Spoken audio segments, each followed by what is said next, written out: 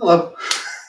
It's just me here tonight. Nobody's turned up, so it's just me on. So I might as well talk to you guys. Hasn't it? Eugene's here saying smash the like button now. Hello TV, hello. What are your opinions on the new transfer news and transfer rumours, and have I heard them? The only thing I've heard so far is this striker from Accrington Stanley. If you just joined this, by the way, I think with the heat, a few of the guys are having problems with the temperature in the studios and stuff, and we've got a few people coming in later on. Loudmouth's out for a meal, he can't get it till 9 o'clock, Door can't get it till 8:45, and so we'll just, if you're from Blackpool, stick around, you can maybe pop back in about half an hour if you're not from Blackpool, because we'll just have a Blackpool chat. I've heard that this lad from Accrington Stanley is the one I've heard today. I've just read, somebody messaged me earlier on about it as well. I don't know him. I don't know how good he is, but if you do, let me know. Hollow TV says it's a new striker. I think he's the guy from Accrington Stanley.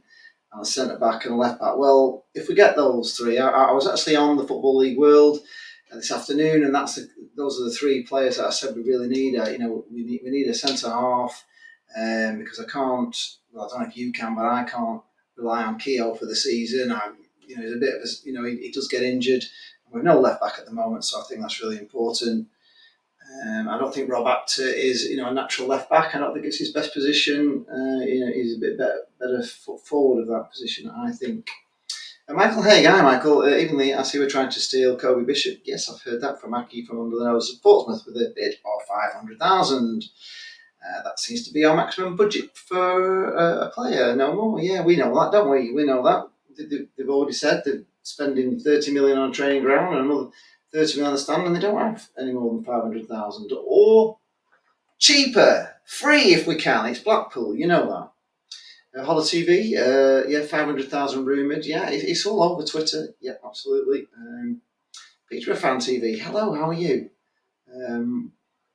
Bit disappointed really to see you guys go back down, especially when you beat us 5-0 as well. You looked a decent team. I'm quite surprised that you've gone down, if I'm being honest. I thought you would have stayed up. Ryan Dunbar's here, long time no see, indeed. Barrow on Tour is here. Hello, Barrow on Tour, how are you? What's this? Hollow TV says, we are nearly got a loan deal for Williams from Liverpool. Yeah, I read that as well. I don't know much about him as well. And that Irish lad we have already agreed personal terms with on a 2-year contract plus 12 months, have we? Okay, I don't know about that one either. What's this? Michael Hicks is very quick, nippy, and can score goals. His ratio is not great, though 1 in 3.5 games. Well, it depends, I suppose, what team he's playing for. That's not the greatest, but we must be looking at it for a reason. Hello, Black Cats Worldwide, how are you? This, by the way, I'll put it in the title. This is going to be the last Football Vloggers podcast of the summer now. We're getting close to starting the season, and then we may go to a monthly format or special, or just some specials. Catching up with guys. So we'll see how it goes. Yes, it does feel like only just the other day, Ryan. I've got to admit, it doesn't seem long ago.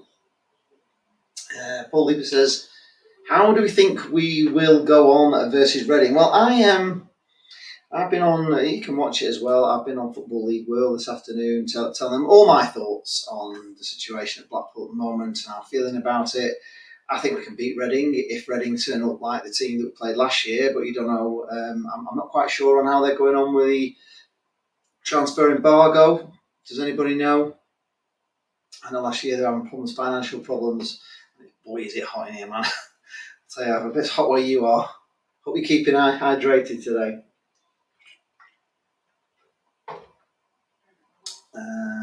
So yeah, I think we'll win against Reading. I think we couldn't have picked a better game really to start on than that one. Carl Allen says, my team Derby making some good signings, looking forward to the season. Okay, well that's I hope Derby get back up, it would be great, and you're all sorted now, which is good news, really. It's what we want to hear, isn't it? We want to hear that. We don't want to hear Derby in trouble. It's not good. We just agree on the transfer fee. Oh, okay, all right. Black Cats. Will says Williams is nothing on. Ballard. Yeah, flipping heck. You sounded good in there. Jake Tong is here. You could have come in, Jake. I did send you a link if you want to come in and chat with us. We've signed a player from Liverpool, and I think he played for Lincoln. And you might want to come in and tell us a little bit about him. I'd be interested to hear what your thoughts on him were. You had him. Is he a good one, or have we got a duck egg? Don't know. Sirius is here. Hello, Sirius. How are you doing? Just me at the moment. Some of the guys are turning up later. Nobody could get here for 8 o'clock, unfortunately. Eugene McGeever says, I think Blackpool need to do more signings like Ellis Sims for Everton in the summer transfer window. Yeah, the trouble is I think they want £2.5 million for him. And I don't think we're in that. We're just not in that. We're just not in that at the moment, are we? We're not shopping on for £2.5 million players. We're shopping for free or less than half a million. £500,000 if we can. Who's coming on the show tonight? Loudmouth is coming on later. Punk Chef is trying to cool his room down because it's just boiling down in Sheffield, and he's struggling to get it down. And of course, he has problems with his fits, sort of thing. So it's not good for him at the moment. We've got Door coming on around about 7:45. That's it at the moment. It's a bit of a Blackpool chat. If you want to come back in half an hour, that's absolutely fine. Hello TV says, what's your opinions on the Ward situation? Should we re-sign him? Well, I kind of liked Grant Ward. Here we are. We've got somebody in now. Let's bring him in. Hello, Jake. Hello, Lee. How are you? I wanted to ask you actually, and I'll just introduce you obviously everyone. This is Jake Tong from the Stacey West podcast. They are, Lincoln City. And a good friend of the channel. We met up with you in the summer, didn't we? Yes, we had a lovely little tour around Lincoln today. Critch left. Yeah, we kind of mentioned Appleton. Appleton got brought up, didn't he, when we were chatting, and you liked him? Big time. Big time. Well, a bit of a wider thing. Yeah, that's a bit better. So this lad we've signed from Liverpool on loan. Just trying to think of his name. What's from City, Fiorini. Oh, City, yeah, from City. There's somebody else looking at him from Liverpool. Something. You had him, did you, last season? Was he there? Yeah, we had him. We had him for the full season, so we had him pretty much. He was one of our first signings, and then he did all right. Lee, I think he definitely deserves to go at the Championship. I think he came third in our Player of the Season. I mean, we came 17th in League One, which ain't great, but no, he's a good kid, and I'm sure he'll have a good time at Blackpool. I mean, he's come on. Obviously, the interview with him. He's arrived at the club. He's happy to be here. They're always happy to be here. Yeah. They can't wait to get started and all that sort of stuff. Towing the company line, I suppose they have to say that. But he's talking about himself as he likes to get forward. He likes to bring the ball forward. He likes to have a crack outside the box. He likes that kind of play, which is a kind of the midfielder that Blackpool need, if I'm being honest.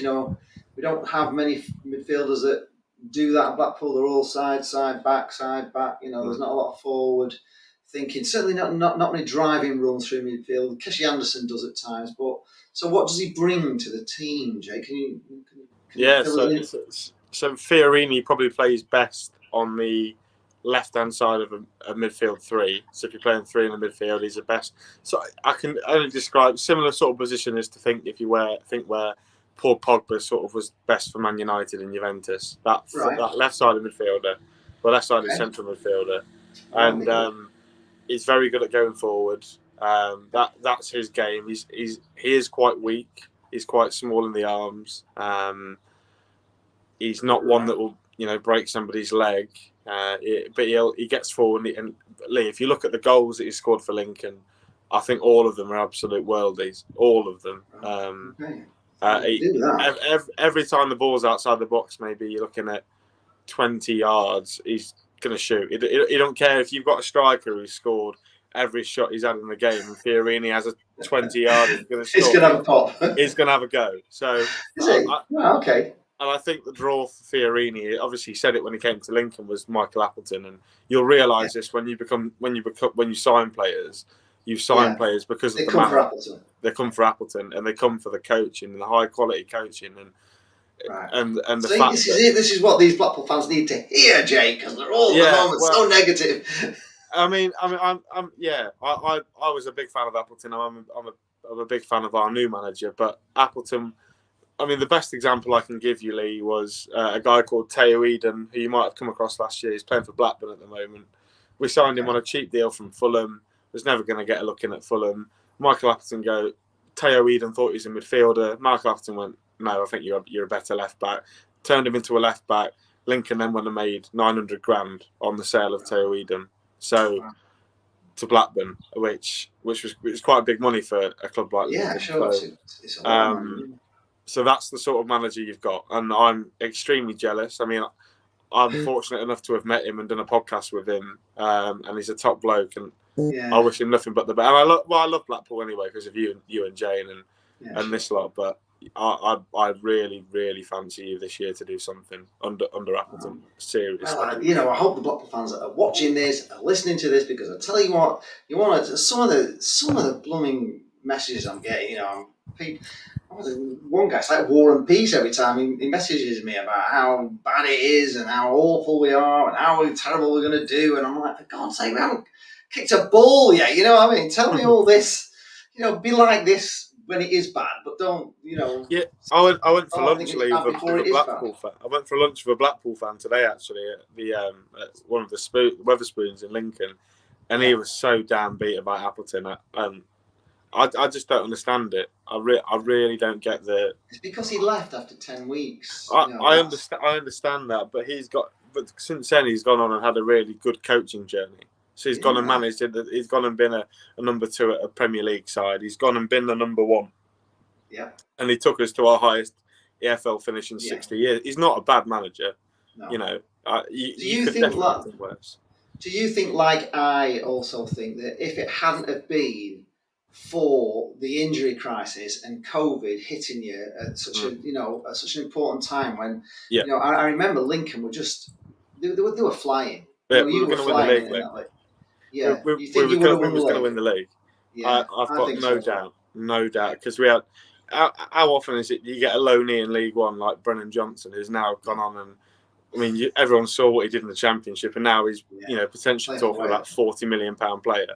Yeah, exactly. Yeah. And we got him because of Michael Appleton. So just trust the bloke to get you in some good loanees, because he's got connections at United, City, Arsenal. I was really upset the way some of your fans were talking about him when we did that. I think one of the problems was that we went to play Leeds at York, and I've said this to Jane as well. For the first 2 games, and I think the Leeds game came a bit too early. There was no sort of build up to it, so it's like Jane said. We played Southport, and then we played Leeds United. The next game we didn't build into it, and he was at that time. And it's exactly the same thing on both games. He played more or less 2 different teams each half. And to me, it looked like he was just, he's arrived and he's just trying to look at every single player to judge them on how they play, and get everybody on the pitch so we can have, a look and have some thoughts on it. And I don't think he was particularly that bothered about whether, obviously you want to win, but I think it was more for him, more about looking at the players, looking at where they could slot in, looking how, because it's a brand new team to him and he hasn't got long to get it all together. And I thought it was a bit of a disaster at York. We lost 4-0, we were 3-0 down within a heartbeat. The defence was so sloppy, but I just didn't think he was, ready yet for his team. And I thought, we played Rangers on Saturday, and I thought we looked a lot better. We could have been a couple of goals up against Rangers. With a bit of luck, we could have been a couple of goals up and at half time. And we lost 2-1. We got a late consolation, but you could see the signs were there that there's still work to be done. But I think he's starting to get an idea of who we need and how his team's going to go. Yes, it's not badly. They only just losing to the team who lost the Europa League final a couple of weeks ago. Yeah, it was. They're no mugs, are they? And No. they had a massive support. I mean, I don't know. I saw your video, Lee. Really enjoyed it actually. I was saying to somebody that they've got. You've probably seen in the video. Rangers have got these like huge flags. You know what I mean? Just like huge, massive flags, like 20 foot high. And unlike our flags, they've got them on like proper flag poles and everything. On the like. There's a guy, wafting it around like this for like 90 minutes. They never stop, like the whole game. I'm saying to Jane, have they changed like people who are doing it? Because there's no way. I'm telling you what.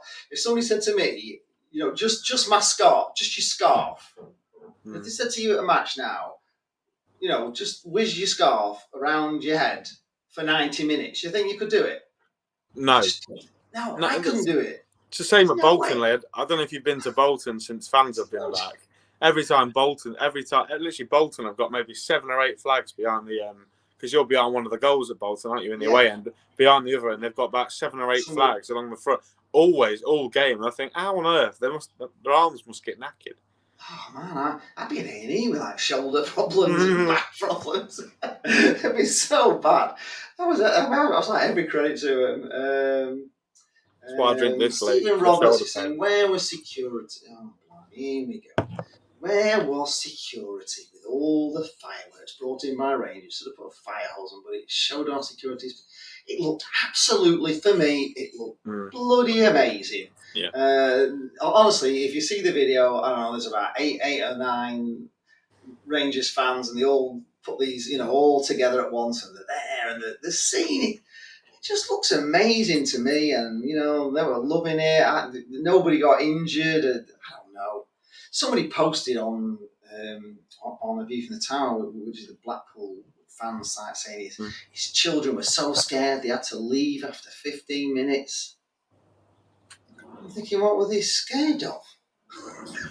It was like the other end of the pitch. You know what you're walking into, don't you? Because you go into a game of football. You got to take the risk. You got to take the risk of the reward, I suppose. I just honestly, sometimes I'm just. I think I would just. I don't know. Nation. Namby Pound. Oh, what? Here he is. Hello, and he's in his car. This is quality. Can we ever talk? That's all right. It's all right. So are you at McDonald's or where are you at the moment? I've just left the Toby Carvery. Loved it. This is Loudmouth, by the way. If you've never been on the show before, this is Loudmouth. He's a Bonner blogger. And you're coming back on. He's driving as well. He's driving, look. Don't be talking on the. Don't be talking. He's been no! Bloody he's don't. Been for a carvery for 4 people, and now he's driving home, look. Don't. You know what people are like? They'll probably bloody report you or something. So, no. How are you, Loudmouth, and how are you, Jake? That's the question. How's your summer been? And is there anything you sort of that's got you goat over the summer with transfers and stuff? I've got quite a list of things with Ronaldo wanting to leave United and holes in United's roofs and the Chelsea takeover as well. With them, they're another baseball team, aren't they, that's taken over Chelsea, American owners. What have your summer been? I mean, I turned 24 a week ago today, which was pretty good. I didn't do much for it apart from having a few bevs, which was nice. Just looking forward to. Oh, what's it? Hey, happy birthday! Happy birthday! Happy birthday! Thank you, Trico. Much appreciated. Michael Haig is actually saying that you gave him goose pimples on that spot on that. It's so exciting. He's been so down. You've just lifted him up where he's been so negative. Are you cutting out or are you cutting out? It's you. You're cutting out, sir. What are you on? That's what you get when you're driving around the south. I don't know what's worth, driving around with Loudmouth in his car or walking around blooming Amazon the other week. So it's all happening here. It's all good fun. It's hot, Lee, isn't it? It's hot. It is hot. Oh, God. Stephen Roberts, see, here he is. We're getting relegated. Get Voldemort out before it's too late. honestly, Jake tells you he's going to be great. He's going to be great. He's an experienced manager. This is what I say, Jake. I don't know if you agree with me, but the team that Critch put together, that did very well in the Championship last season, and at one stage were looking like they could make the playoffs, and it all like fizzled away. But they're a decent side, and a decent manager should be able to take that group of players with a couple of little tweaks and do something with them. Surely. We're not a car crash club. We're not a club that's under the oysters all these lads are on like 4.5-year deals and, the proper signings. Surely an experienced manager could do a better job than Critch, who was an inexperienced manager. And he's obviously so inexperienced, he's gone. He's gone to be a number two. It was obviously too much for him, I think. The whole thing even if, though, Lee, Michael Appleton takes a year to get settled into the job, there are absolutely 3 more basement clubs in the Championship at the moment than Blackpool, so that you're almost guaranteed to stay in the division. So, who do you think those 3 clubs are? Reading, massively, a one. Yeah. I think Rotherham are one that will probably struggle this year. They tend to struggle. Spending though, aren't they? They're spending a bit of money, Rotherham. Yeah, Wigan are another one. I wouldn't expect to do that well. You got really? I think you're pretty. Birmingham City is one as well. Birmingham City are. I think they've got rid of what's his face, the manager there. What's his name that nobody likes? The guy that was at Charlton manager. Lee Bowyer. Lee Bowyer, yeah. They've appointed John Eustace, haven't they? Who's a former player, but even then, Lee, I think you guys, as much as you probably want to be trying to get back to the Premier League, in your current state, as a football club, you would probably take staying in the Championship another year, wouldn't you? Oh yeah, I mean, I've said it loads of times. I know you haven't really experienced it, but the Premier League, I didn't like it. I'll be honest with you, I didn't like it all that much, and I do like the Championship. I love it. I just love it. I think it's a great league to be in. I think there's it's open. I don't think the teams that we played last year, and I don't know if it's like this every year, but the teams that we played last season, nothing really that we played was scary. It wasn't like playing Premier League teams. They were all much of a muchness. Some were poor, some were really poor, really poor. I didn't find it this major step up in quality that I thought it was going to be, like a mountain to climb, getting out of like League One into the Championship. I thought they were beatable in the Championship, and I just like the fact that kind of anybody can beat anybody. Yeah, that's why the English football pyramid is the best football pyramid in the world, Lee, because you've got 4 leagues that are exactly the same, haven't you? Anyone can beat anybody on their day, and it can be anybody's year. So that's why I think the English football pyramid is absolutely unquestionably the best football pyramid in world football. But that's a debate within itself. I'm sure people might think otherwise, but you can't. You look at some of the crowds you get, Lee, even in League Two. Like I think Bradford are getting sort of nearly 20,000 in League Two, which is what other country in the 4th division are you going to get 20,000 people showing? You're not. No, and you've got some really. And it's not just like one club, is it? It's not just like one club that's that's big. We've got some massive clubs down the leagues. I mean, this season for Lincoln, you've got who have you got in this year that you've got to play? In League One this year, we're going to have Ipswich, Pompey. I'm trying to figure out who came down. Barnsley came down. Peterborough, Derby County. Yeah. Then you've still got Charlton. Charlton didn't go up. Oxford. Bolton. Yeah, there's some big teams in league. It's scaring me at the thought of it, to be honest, because I think we might struggle. But it's scary. And even the league below, you've got Bradford and league below that, you've got Oldham, Grimsby, are a big football club. However much I absolutely detest the guts. It should be fun. We're actually going there tomorrow, Lee, for a pre-season game, so that'll be fun. Grimsby. Grimsby away in the pre-season. That's like you playing Preston in a pre-season game. It is, but the only thing is you've got Cleethorpes where it's actually in, isn't it? The ground is in Cleethorpes, just inside Cleethorpes, and Cleethorpes is lovely. You can't not like Cleethorpes. Lee, I cannot quite like Cleethorpes. I will find a way. Jay loves Cleethorpes. You gotta Uh, go to that fish and chip shop that she likes. She loves it there. It's we have to go. She has to do Cleethorpes every year because she just loves it, and it's it's like being at Blackpool. It's a bit of a mini Blackpool, if you know what I mean. It's it's by the sea in it. It's got an amusement arcade and.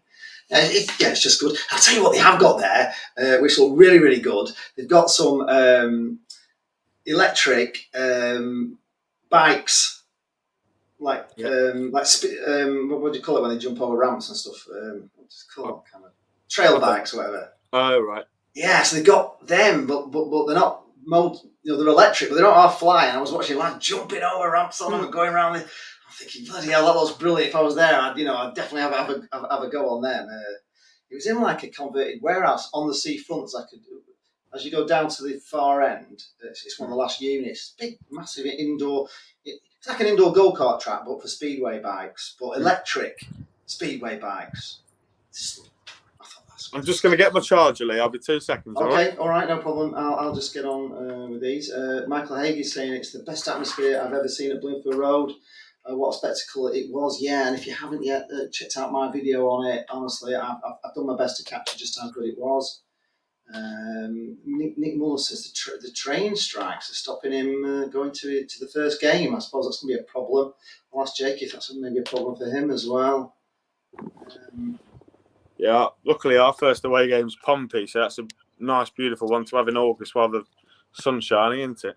So how are you going to get there? Because there's these train strikes. We'll probably drive it, to be fair. I've got a mate who will drive it, so can't not miss a reunion with Danny Cowley and the ex-Lincoln lot at Pompey.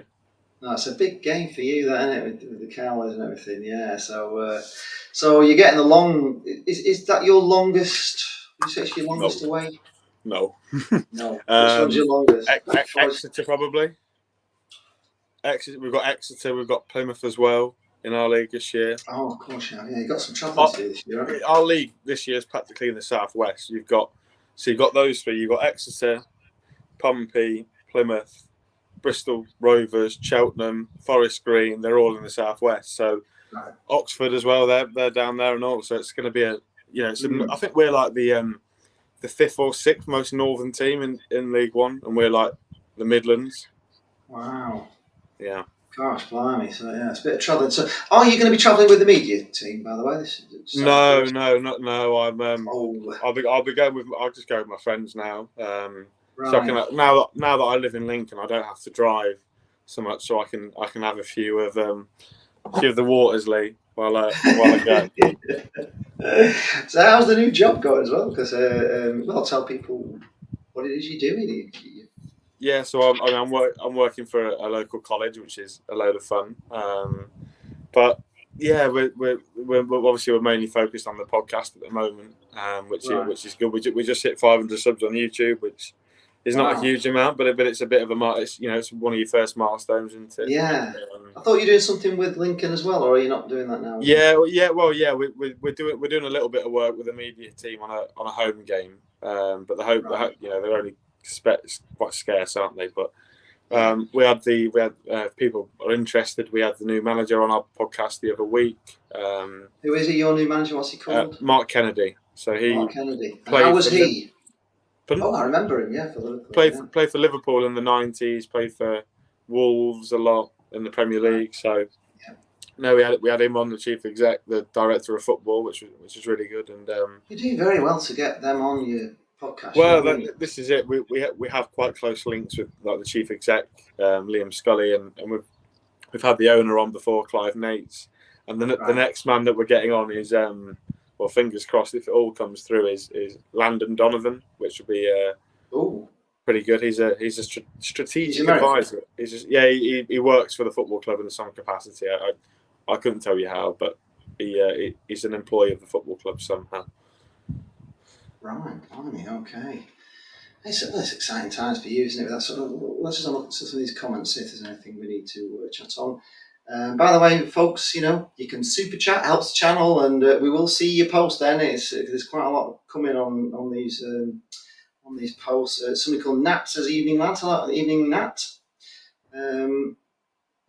Mike Robinson, let's see, where's Mike from? After our signing at the weekend and the potential signing of Williams, Bishop and Lions that have come out today and over the weekend that I'm quite optimistic about are season. Is that Colby Bishop that plays for Accrington? Yeah, this is going to be. So who's the Lions? Potential signing of Williams. I think he plays That's for a Tommy Moore. Shamrock, doesn't he? Like Lions plays for Shamrock. I'm pretty Oh, sure. is this the lad from Ireland that we're looking at? Yeah, I think because we've taken a lad from Shamrock as well, Danny Mandrew, but I think Lions plays for Shamrock Rovers. But Colby Bishop would be a really good, sensible pickup for Blackpool. Yeah, it's come very last minute. The news has come out today that we're trying to outbid Portsmouth, sort of like last minute sort of deadline. Get in before they take him. But surely we can compete with Portsmouth with us being in the Championship and him being in, them being in League One. The thing is though, Lee, he's guaranteed to start for Pompey every week. You guys have got Gary Medine, Jerry Yates, Lavery. Is he guaranteed to play? To start 40 games. It's just a bigger shot window, isn't it? It's like say if he's if he bangs them in League One, Championship teams are going to be looking at him, aren't they? If he's banging him in the Championship, Premier League teams are going to be looking at him. And, if you can get yourself in the shop window to be picked up by a Premier League team, well, your life's made, isn't it? It really is like life-changing, isn't it? If you get signed on by a Premier League team, picked up, as a star striker in the Championship, I think it's, I think you'd be daft to. I remember when Blackpool got into the Premier League, we were trying to sign Brett Pittman. Mm-hmm. And he chose to go to. Where did he go to? He's been everywhere, Brett Pittman. Yeah, but Ipswich. He chose the Championship team rather than us, and we were in the Premier League, with Holloway, and he chose not to come with us. And I was always like, surely if you'd have done well in the Premier League, if you're a striker and you're a confident striker and you think you can do it and you can do it in the Premier League, then God, where could his career have gone if he'd have just gone with Blackpool? The season we had as well, he would have done really well. I just think it's a silly move not to go for the higher league if you can, because it's I suppose it'd be closer for him as well, wouldn't it? Accrington to Blackpool's not. Yeah, I think so. Yeah. Oh dear. Barnett's not going to comment on Rangers fans because you can't post them online without ridicule or abuse. I hope we don't get ridicule or abuse on here. Right, Lee, I'm going to pop off, man. All right, well, thanks for coming on. At least you saved the show a bit, and it sounds exciting, and you've made everybody again happy in Blackpool that Michael Appleton is going to do okay. Of course he is, Mr. Appleton. Right, take care, Lee. See you later. Cheers. Thank you for coming on. Right, okay, that was Jake Tong from the Stacey West podcast. Loudmouth is travelling back as we speak, so we may get him on soon. Michael Hayes says Salah is happy for Blackpool to become a mid-table and established. Oh, we've just got Mr. Dorr coming in. All right. Okay. Hello, Dorr. How are you doing? There's just you and me at the moment. Jake's just gone. Jake Tong. It's all okay. Are you all right, sir? How are you doing? How are you? I'm not too bad. What's wrong with your audio? My audio? Yeah, it's a bit weird. Is it? Yeah. Let me just check my settings because it all sounds really good here. My audio is wrong. Let me have a little look here. No, it should be right. No, it's using all the wrong things. I don't know, Dork. Is that better? Am I not talking into? No, you can hear, but it's differently. It's different to how you are in other times. Is it? Yeah. It's fine though. I'm all good though. Yes, go on. How is life in the door world? Premier League soon. That's all I'm gonna say. Premier League soon. And how's it all been going at Forrest with signings? And because I don't know, I'm not following it. We've brought in 7 signings. We brought in Dean Henson. We brought in Dean Henson from Manchester United. We brought Omar Richards from Bayern Munich. We brought Nico Williams from Liverpool. Yeah. And who else brought? We brought in Nikate from Maze. We brought in Bocconi from a French club. Bloody hell! How many? We brought in. Who else we brought in? Tawane from Uni Berlin. Wow. Well, these are exciting and signings, aren't they? Then? And we're expecting 2 more tomorrow from Huddersfield. So, Ooh. yeah, Who from Huddersfield? Who have you rated from? left back, Yeah. Harry Toffolo, and midfielder O'Brien. Right. So, Okay. Right. Well, you're certainly preparing yourself for it, aren't you? Then it sounds good. I'm You excited. feeling optimistic? I'm always optimistic, man. I can't wait. I'm buzzing now. It's been too long. Yeah. Long. You're like a kid in a sweet shop, are you? It's Yeah. gonna. I remember Jane saying that when we were in the Premier League, it didn't really quite sink in until about October, November. It took a while for it to really kind of believe that this was happening. And once you start going to these massive grounds, again, and it's just, and you're seeing, the coverage that they'll give Forrest. I don't know whether you'll get, on as well. I would imagine because they normally go to you, don't they, for whatever. So I've been on they have to be charging image rights, though, if they start having you on all the time. No, I don't know. I don't know if I did some work for BT Sport Right. on Friday, so you'll see my mug face on there soon. So right, what were you doing? Tell us more. It's coming soon. It's secret, is it? Okay. Yeah, it's a bit of a secret. But I've done a vlog for it, but I can't get it out till till it starts on their end. Until it's been aired. Yeah. Yes. So, well, actually, I'll just bring it. We've just got Dan coming in as well. This is Dan. We often, you'll probably think it's Dapper, but it's not. It's Dan Turfmore House. Good evening, sir. How are you? Door's just come in. He was just telling me that Forrest are bringing players in for fun. 8, is it? We've got 7 in now and two more possibles tomorrow, is it? 2 more possibles tomorrow. Wow. Did you need all this many, George? Yes. Yes, we do. 100%. We're not good enough last season, I think. No, not that, because you need to remember we had 5 loan players. So we have to replace them. And then we need midfielders as well. Like Graben's gone. Figurini's gone. So that's 7. And as Where's Graben gone? He's gone. The contract was ended. So to sign him on a free. Yeah, so he's gone. So we've got to strength. We brought in Wayne Hennessy from you lot as well, haven't we, Dan? Yeah. So it's good, man. I'm excited, man. I can't wait. I bet he didn't think he was going to go to you and thought, right, I'm going to get game time over Henderson. Henderson goes like after 30 minutes. At next minute, he's like, oh my God, I'm actually playing. It was weird. No, it was weird because like I went to the Barnsley game and Dean Henderson played and Hennessy come on. So, he was in the car. You missed it, actually. He was in the car earlier on, heading back from a meal. He's been out for a meal and Lee, right. Not putting it back. Right, people. This is what Lee said. Oh, Ben, do you want to come on? This is loudmouth. If loudmouth was coming on, I would have turned up. I would have rushed in. Well, it was supposed to be on at 9, and you said you could be on for 10 minutes or something. You said short and sweet tonight. So yeah, sorry, the signal was bad. I was doing 120 trying to get away from the old bill. So you ain't seen me. Right? You've not seen me. So wait, 1 minute. I'll put him now. Right.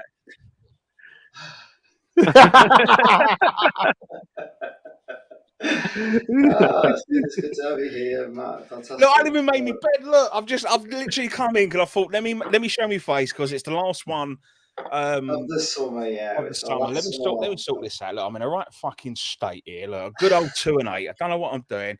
You looked all right before. You missed it. It was fine, absolutely fine. It looked good. It looked perfectly fine. So what have I missed then? You look smashing, fella. Don't worry about it. Oh, you stop it! You. Stop! Oh. No, seriously, carry on. Dan, don't give no. Listen, if you want to get a bedroom, Dan, get to his bedroom and then just turn it off. That's what it's pointless. He's already kicked the last person out. He's not even made the fucking thing.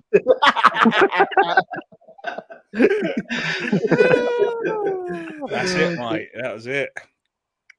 Yeah. So what's happening? What have I missed? What's the agenda, the topic? You've missed the door as Forrest is signing players going out of fashion. Dan's only just come in, so we haven't heard anything yet about Burnley. What's it? I saw your new shirt. I think you're a bit happy with that, are you? Looks a bit I love tricky, it. I love it. It's an ode to this one. To be fair, it is a bit. It's got that old. So it's got that very similar which pattern. Which year was that one? This was 91, 92. So the year I was born. Oh well. And then why does that look like an Aston Villa top from like 94? It's definitely not. When we were 4th division champions, which maybe one day you'll be that at some point. Hey, have you heard the news that Loudmouth is considering upsetting Barnet again? Oh no, you're going to do it on your channel, aren't you? On your team. I have no idea what you're talking about, Lee. It's all secret, though, is it? What are you doing? What are you doing now, Loudmouth? You're causing trouble again. I'm always upsetting someone, Dor. You know that, mate. Come on. Sweet, man. I mean, if it's not the sun melting the snowflakes, it's me. It's one or the other. Frig sake, man. I can't wait to see that. Can't wait to see that. Is that me coming back then? Loudmouth on YouTube coming back? Maybe, yeah. You're thinking of a comeback. Might be this year, might be next year. Get it in. Get it in. We need a Loudmouth on YouTube. There's some so depressing people on there, man. YouTube is not YouTube without Loudmouth. We've all said this. Exactly. There are some real poor things in there. Gents, if you want to stroke me cock, let's do it in person, all right? Because this cam stuff don't do it for me, all right? That's why I don't subscribe to OnlyFans. I can't touch. Okay, I need to touch. Which is why the police are after him. I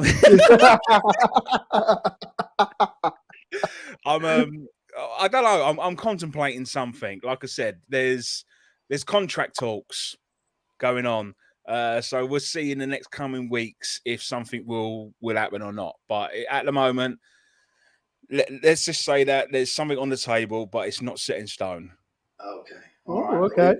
The offer's not lucrative enough. That's what we're saying, aren't we? That's what we're saying. Well, like I said, at the moment, it's not set in stone because there's so many hurdles I've got to jump through. Because this isn't just me vlogging my experience at my football team I support. This is potentially me doing that with a club that I'm coaching at. So I can't be Loudmouth, if that makes sense. Yeah. So that's why it's a bit at the moment. We're talking, but we'll wait and see. So I don't want to technically get anyone's hopes up if anyone actually still watches football vloggers or anything like that. We'll wait and see what happens. It might work, it might not. Well, if something goes well, we'll try it for a season and we'll see how we go. It sounds interesting though, especially if it's a bit of like a fly on the wall thing as well. That'd be ace, wouldn't it? You'd all like to see that. I don't know about you guys, but I like behind the scenes stuff. Yeah, I do. Fascinated with it. I always think, when they there's a press conference with like Jose Mourinho or whatever. You watch that on, but I always want to see what it was like being at the press conference and see. We never had that. We never had that on the dash. It was always cameras away from everything. Even players weren't even that responsive on Instagram and stuff like that. They weren't posting stuff. And now it's almost a case of they're posting everything left, right, and centre when something comes out. Burnley are putting YouTube videos out of pre-season training this week and stuff like that. So we're actually seeing some more behind-the-scenes stuff. Yeah, it kind of gets you. Yeah, and, you get to know the players as well, don't you? You actually feel more closer to the club as well because you feel like you're not being kept away from all that. I might be in trouble, gents. Look, the old manager's ringing me, isn't he? Oh no. He's in trouble now. Fucking said. Never mind.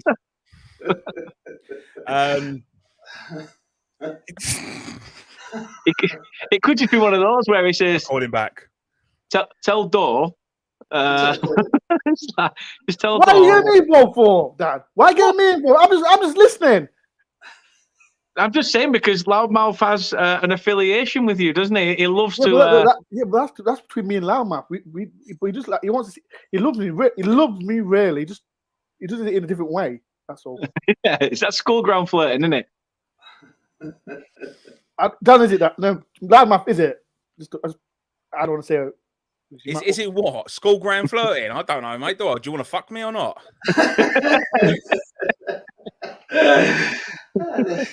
Children watch to continued. That's coming in. Medina's Wolf. To be continued. To be continued. We'll just leave everyone on a cliffhanger. So what happened with Jake then? He was in on earlier and then he's gone. What's happening with him? He had to go. I don't know why. He just came on briefly because we've signed a lad from City on loan, and he was playing at Lincoln last season. So we wanted to know, what he thought of him. So he sounds the kind of midfielder that Blackpool kind of need, an attacking midfielder. He likes to have a pop. He was telling me even if you've got a 30-goal striker in front of him, he won't pass it. He'll still have a pop from anywhere around the edge of the box. So Blackpool don't shoot enough. So, to have somebody who does shoot would be a bonus. And certainly a player that drives the ball forward, because Blackpool haven't got, particularly last season, they didn't have, the midfielders were very side to side, pick it up, put it back, put it in. I like a bit of a driving midfielder.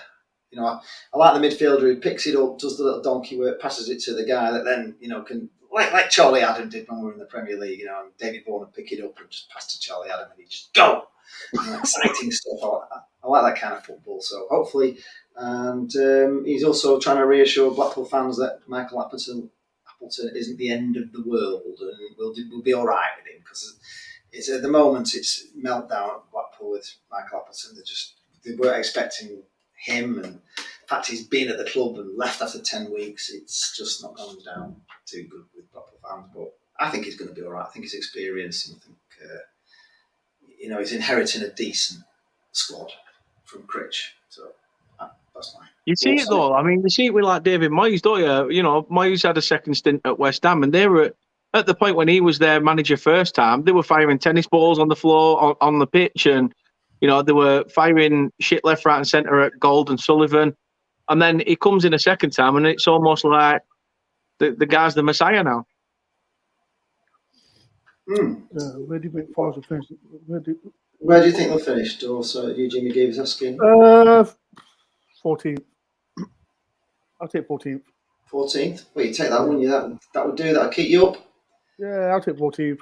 I know we've brought some great signings, but yeah, 14th. I'll take that. But I said something different on BT, but you have to wait and watch. You have to wait to watch that. So yeah. As if we don't get an exclusive on Lee Charles TV. What's all that about? Tell him, Lee. Come on. Nah, I can't, man. I can't. It spoiled it. It was spoiled it. We don't want to spoil this. Why is Laugh so quiet? Look at him. He's just so damn quiet, man. Why is he so quiet? I'm listening to the Stop conversation. Quiet because he's got his. To be fair, I'm surprised. I thought you were on mute then, thinking he's just got his boss having a mad rant in the background. He's just like listening, but also listening to that. Yeah. Yeah. I put you at the top of their loudmouth because when I put the comments on, it just covers you up. So I might as well. No. Get back up. Cover his face. I want to cover his face up. No, I'll give him the. No. Lee, cover my face because Lee, it's your show. Cover his face. But I like to look after my guests. Make sure that. No, why are you looking after him for? You don't need looking after him. He looks after himself. A little bit like jealousy, Dor. A little bit of jealousy creeping in. Is it because that I might be making a comeback? You're worried. You're scared again. Of course, yeah. I've got to pre-warn my people, man. Like Martha, into the building. No, the YouTube building. Now I'm gonna be like fucking. Gah. What was that? The door raw. Yeah. That looks like a city top. Which was he talking about? When it's so when you get me on your little channel then, Dor? When we play Barnet. No, I think you should get me on with your Nottingham Forest lot. You fucking scare him. I know. I was just going to quickly answer this question from Kieran Baines, who's an Ipswich fan. He says he loves having Tyrese John Gills at Ipswich. Oh my God, he was a nightmare at Blackpool. We could get rid of him quick enough. He was absolute garbage. I hope he does better for you than he does for us. He was rubbish. He actually cost us a goal at Forrest because he didn't chase a ball down on the wing. He just left it for the Forest defender to pick it up. He picked it up, put a long ball down. It went right down, ball across, goal. We lost 2-1. Sam Sturridge. What's the goal?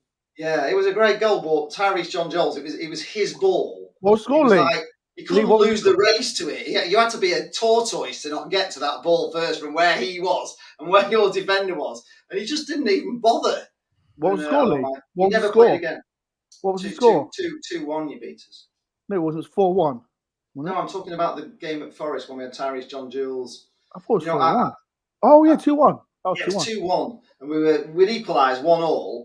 And then there was a ball. We were on the attack, and the ball went out, and it was Tyrese John Jules' ball to win. You know what I mean? He was like, you couldn't lose the race. He was nearest the ball, but he didn't even like pick up any speed. And your players went, whoosh, took it off him. He shoved the ball back to your fullback, if I remember rightly. A long ball up, chased it down, ball across goal, and it all came from him. And he never played again for Blackpool after that. Chris never played it. So there's a question I want to ask Dan. What's that?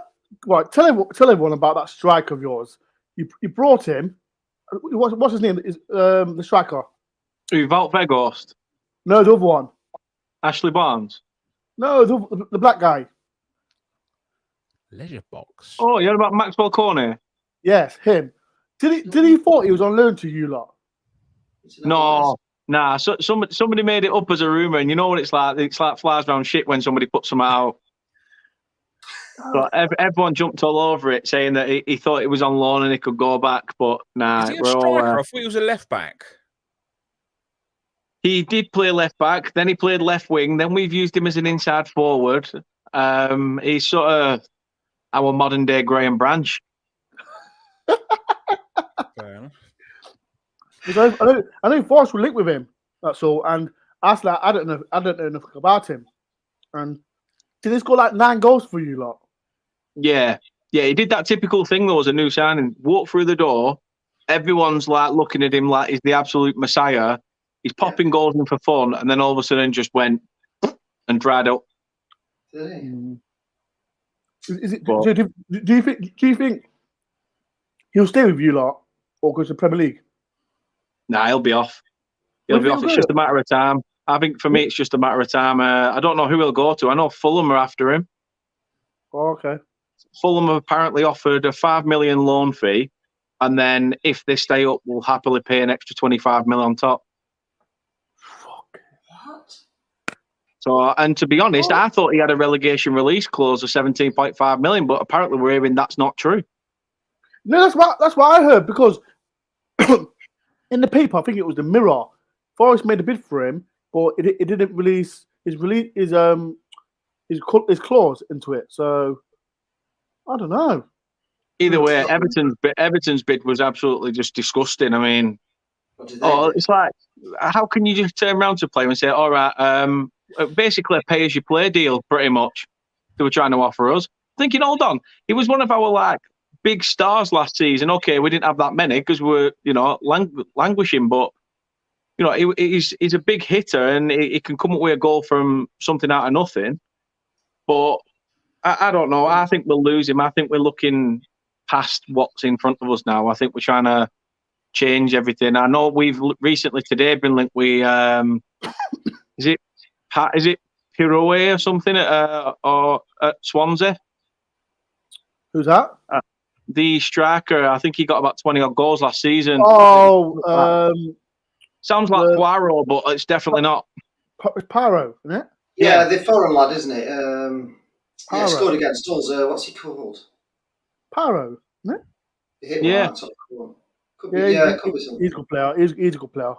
He's really so I think we're looking at him if we are to lose Cornet, but at the minute I know there's going to be a few more go out. West Ham want Josh Brownhill, but I think Brownhill will stay. Connor Roberts has been linked with a move. So I don't know. I just don't want us losing anymore because we're like you. We've brought 7 or 8 in now, but we've already lost 10. So we've still got numbers to make up yet. Obviously, we need to sign another keeper because now we've only got Bailey Peacock Farrell, who obviously punked Sheffield North because he were at their club last year. Aren't you buying that keeper from Man City, Mirich? We were, but then it seems that that's gone to pot. And now we're signing some keeper for $4.5 million from Anderlecht, Bart Verstappen, and Netherlands under-21 keeper. Oh, listen, Mirit is absolutely useless. I'm happy he's not gone to you. Like, he's useless. Everyone said that. Every single Forest fan that I've spoken to, and now that I've heard it from the Don of the Forest fan base, it's confirmed now. Look at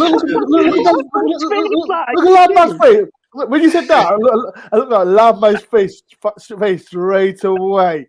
So just a couple of comments I'm just going to quickly go through. Stephen Huntley says, any thoughts on this guy? Blackpool are meant to get it from Liverpool. I don't know anything about him, so I haven't. Portsmouth home and away said, what are your thoughts on Colby Bishop doing a U-turn on us and joining Blackpool? Is that confirmed yet? I don't know, but if it is, it's a good bit of business for Blackpool, I do think. And I've already said earlier on, if he's chosen a Championship club over a League One club, I think that's the right decision. For a footballer, he should always try and play at the highest level he possibly can, because he's in the shop window for Premier League clubs if he does well in the Championship. True Red is just speaking to you, Dan. I think Fulham's offer for Maxwell Cornet seems to be beneficial for both parties in the long term. Do you believe that? And Sirius says, haven't Burnley just been robbing Manchester City's under 23? So those are two for you, Dan, to answer there. Yeah, to be fair, I mean, the amount of money that they're offering, if it is $5 million loan fee, you'll happily take that. The lad's still got 4 years left on his deal as Maxwell Cornet. So even if they do stay up or if they come down, etc., and he has to come back to us, if we're going up, he might even stay. So there is also, we've got $5 million that for a player that technically next season may be another big hit. Now he's been in the Premier League again. So it does work out. I just think that it's almost like a sideways move, because Fulham are one of those clubs that literally too good for the Championship, but absolute dogger in the Prem. I think they might be a bit different this year for the simple reason that they've got this new massive stand. I mean, they've changed the ground it's like unbelievable what they've done. Is that the one that's on the river? That stand? It's pretty much on the back of the Thames, isn't it? Yeah, they've had to put it. They've had to pile it into the Thames. It's out over the Thames. It's honest. I don't know how many holes. I would guess 20,000. It just dwarfs the rest of the ground. It's so impressive. Honestly, we were there. We were like, oh my god, and that's going to transform them as a club. And I just think it might help them. I don't know, but you look at it. They don't look like little Fulham anymore. You know what I mean? It's such a big, imposing stand. It's they've still got Craven. Obviously, they can't get rid of Craven Cottage in the corner, and obviously the old stand on that side, which is all listed, isn't it, down that side? Which I actually like. I like that. The old traditional sort of ground. It's beautiful. It's kind of a bit modern inside, I think, but the outside shell of it is it's all old. And Craven Cottage is just so beautiful. It really is. It's you go there, it's a different kind of ground. But that new stand, they're going to have a lot more in this season, and it might be a lot louder. They had clapsticks, though, which tells a story in itself, doesn't it, when they're all there with clapstick things? Yeah. They don't make a lot of noise here, obviously. You shouldn't have to sort of bribe your fans to drum up an atmosphere. Your fans should be there as your 12th man, 12th woman, etc., no matter what happens. So it's a tough one, but I think... as you say, Marco Silva's playing some good stuff as well. I always like Forrest though. Forrest away was always a cracker.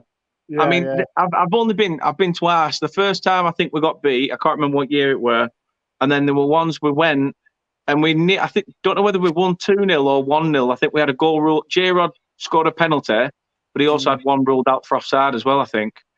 I've been to Burnley 3 times. The first time, I'm not going to mention the first time. This is not football related. It's not football related. It was It's not football related at all. I think my mates passed away. Right. The first time, and football wise, we've got a horrible record at Burnley. We never win at Burnley away. Never. The last time we played you lot, I think we drawn. Was it what? I think it must have been 1-1. Lewis McGugan scored in the 96th minute in a penalty. Wow, Lewis McGugan. He was a decent player, him. You know what? I had him on my channel in the lockdown, and he was a talent. He was absolutely talent, and Then he went to Watford, and that's when he went downhill. He went downhill after that. And it's funny, isn't it? Players can go to teams, and brilliant for you, just garbage when they move, and it can be the other way around. Isn't it? They can be playing terrible for a team and come to Forrest, and suddenly, the world beaters. It's weird, isn't it? You sometimes think, is it worth a move, or is it worth a move if you're not playing well? But if you are playing really well at a club, is it worth sometimes staying? When you're on fire. Can we help you? Can we help you, Loudmouth? What do you want? Yeah, you can help me. When are we going on tour? Well, we need to do it, don't we? We need to do it. I mean, we're coming down to London. Starting. We could do a Christmas special, couldn't we? Yeah, I think we should. All round doors. Have you all been watching the women's football, by the way? Have you been watching any of it? I've got it on in background now. I'm doing a watch along on Wednesday for England game. Yeah, I've been doing watch alongs as well. And the thing that I've noticed with it is the women seem to play like, when you're a kid and you just wanted to just score as many goals as you could. Every time you got the ball, you were always all about scoring goals, weren't you? And that's just how they play. They're just all the time trying to score goals. It's like just go all the time. And I found it, compared to watching England men, which is just so hard to commentate on. If you do a watch along on England men, it's, oh my God, you have to talk about anything but football at times because it's just so poor. And the women, they just play with a smile on the face. You get loads of goals, don't you? So when you're commentating, there's loads of exciting moments. I mean, I don't. Yeah. In that last game, I don't know how many times we nearly scored. We won. Was it 4? How much was it? 8-0 against some, and then the last one was 4-0. 8-0 against Norway, weren't it? I think, and then 4-0, wasn't it? Was it 4-5? Yeah. 5. And that, honestly, that game, it could have been 15, 20 goals. The chances England, they were coming in at the far post, weren't they? A bit like Gascoigne against Germany. Yeah. Far post, just sliding in. Yeah, literally stood away. It was exciting. It really was. And I was surprised at how good they were, how good the England women played, and some of the stuff they did. There was one of the players ran through the box and went round 2 or 3 players before she just slotted it in the other side. It was quality goals, honestly. If that had been your team, Burnley player doing that, you'd have been going mental about it because there were some great goals. Oh, yeah. And that striker they've got, that Ellen White, if Harry Kane could just play half as good as her, and put as much effort in as she does. I just thought it was great. Honestly, I'm so surprised at how much fun it was. I'm glad it's getting a lot more awareness as well, to be fair. Yeah. I'm glad it's getting a lot more awareness. We're seeing that, the stands being full. It's getting what it deserves.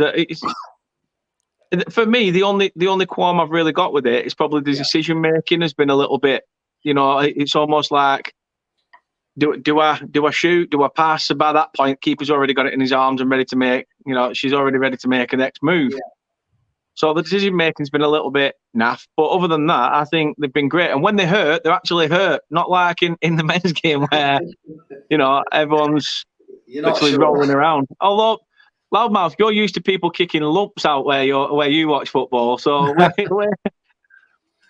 we can't even do a handshake stood next to the referee without dropping to our knees. So don't worry about it. Well, that's why you lot prima donnas getting all the money you earn, and you want to come down to our level. We'll show you a thing or two.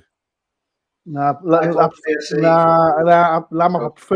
to stay in the Premier League, mate. I'm okay. Yeah, for one season. Don't get comfortable. Yeah, no, we're there to stay. Ladies football is a bit like, Barnett's level. It's a bit that non-league, isn't it? It's kind of got that non-league vibe about it, where it's a bit more full on at non-league level, I was thinking. Lamar, when have you got Notts County? I'd have to let me have a little Google. I don't know. Because are you still at the same gaff, Loudmouth? Whether because the pitch is sort of slanted at Barnet, isn't it? No, that was Underhill. Right. We left Underhill 2015. I think. All right. So not long after Edgar Davids pissed off, basically. Well, so we had Edgar Davids for one season, our last season at Underhill, and then we got relegated on 51 points, which is a freak season. I think who went down? I can't remember who went down with us. I don't know if it was Northampton. No, it weren't Northampton. I can't remember. Anyway, yeah, and then the second season, that's when he decided to refuse to go to away games and anything past Watford Junction. He was like, "Nah, I'll send me assistants." So yeah, Wow. the first season was quite good under him. The second season was just pure and utter banter FC. But then Martin Allen came home, and then a year later, we won again. We won the league, mate.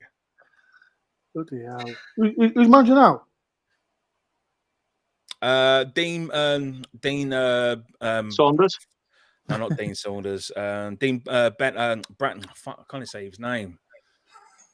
Dean. He's no, he's Irish actually. Pearl and Dean, that advert that used to come on before cinemas. That's what Dean Branner. We got him from Wildstone. Who are they? He joined us. Yeah, you want some? He joined us. Wildstone Raiders. He joined us as the. He was even like technical director, football director. Wildstone, you say Raiders.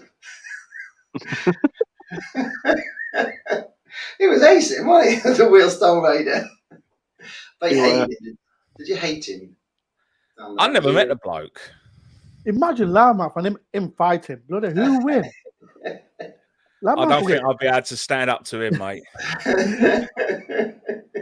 No, Loudmouth, I think get on your knees. That's all. Not Is he still alive, him, by the way? Not in a sexual way. Not in a sexual way. Right, so we're playing Notts County away on the 26th of November. Ooh. So when's the break? The international break? Is that around the international break time?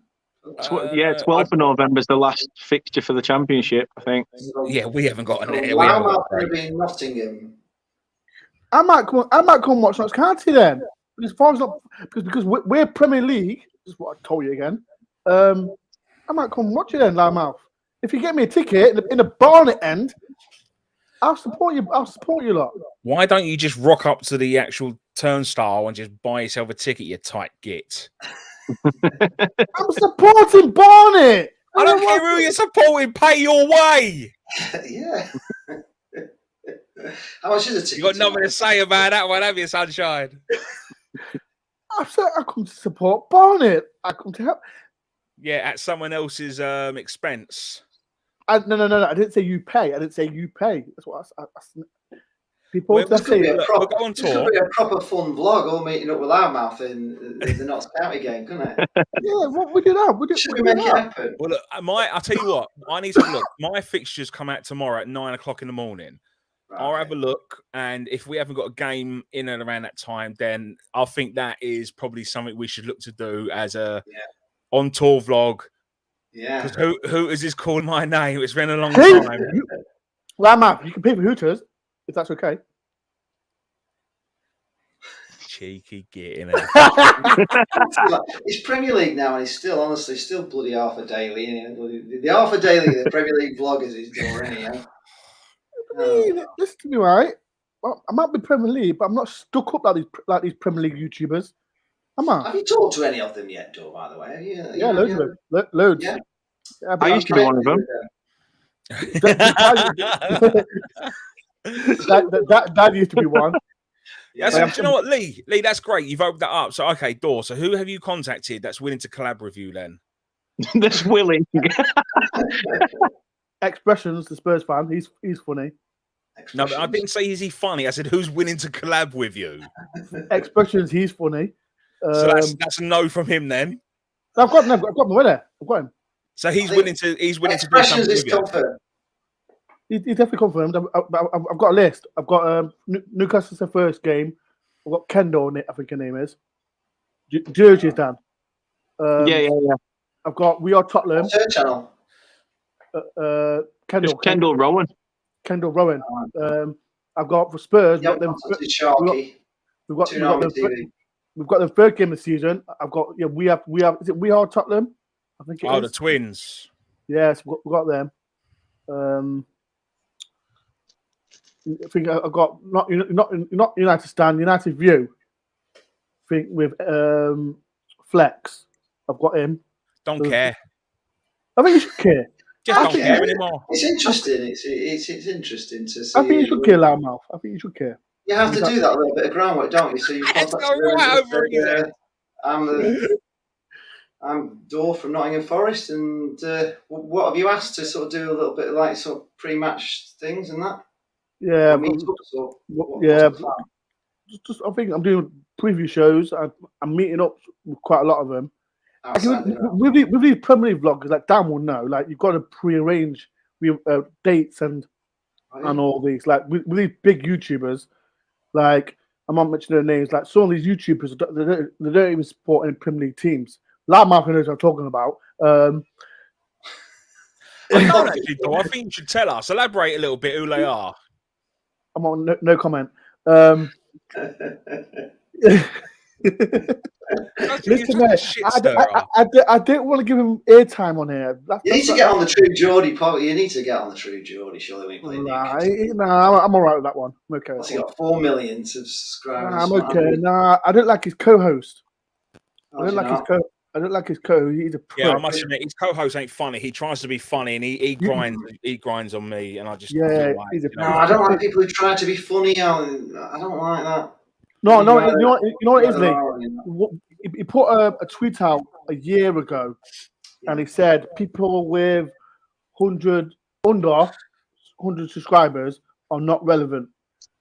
That's what he said, and I fucking thought 100 subscribers or 100,000? 100,000 subscribers right, okay. are not relevant.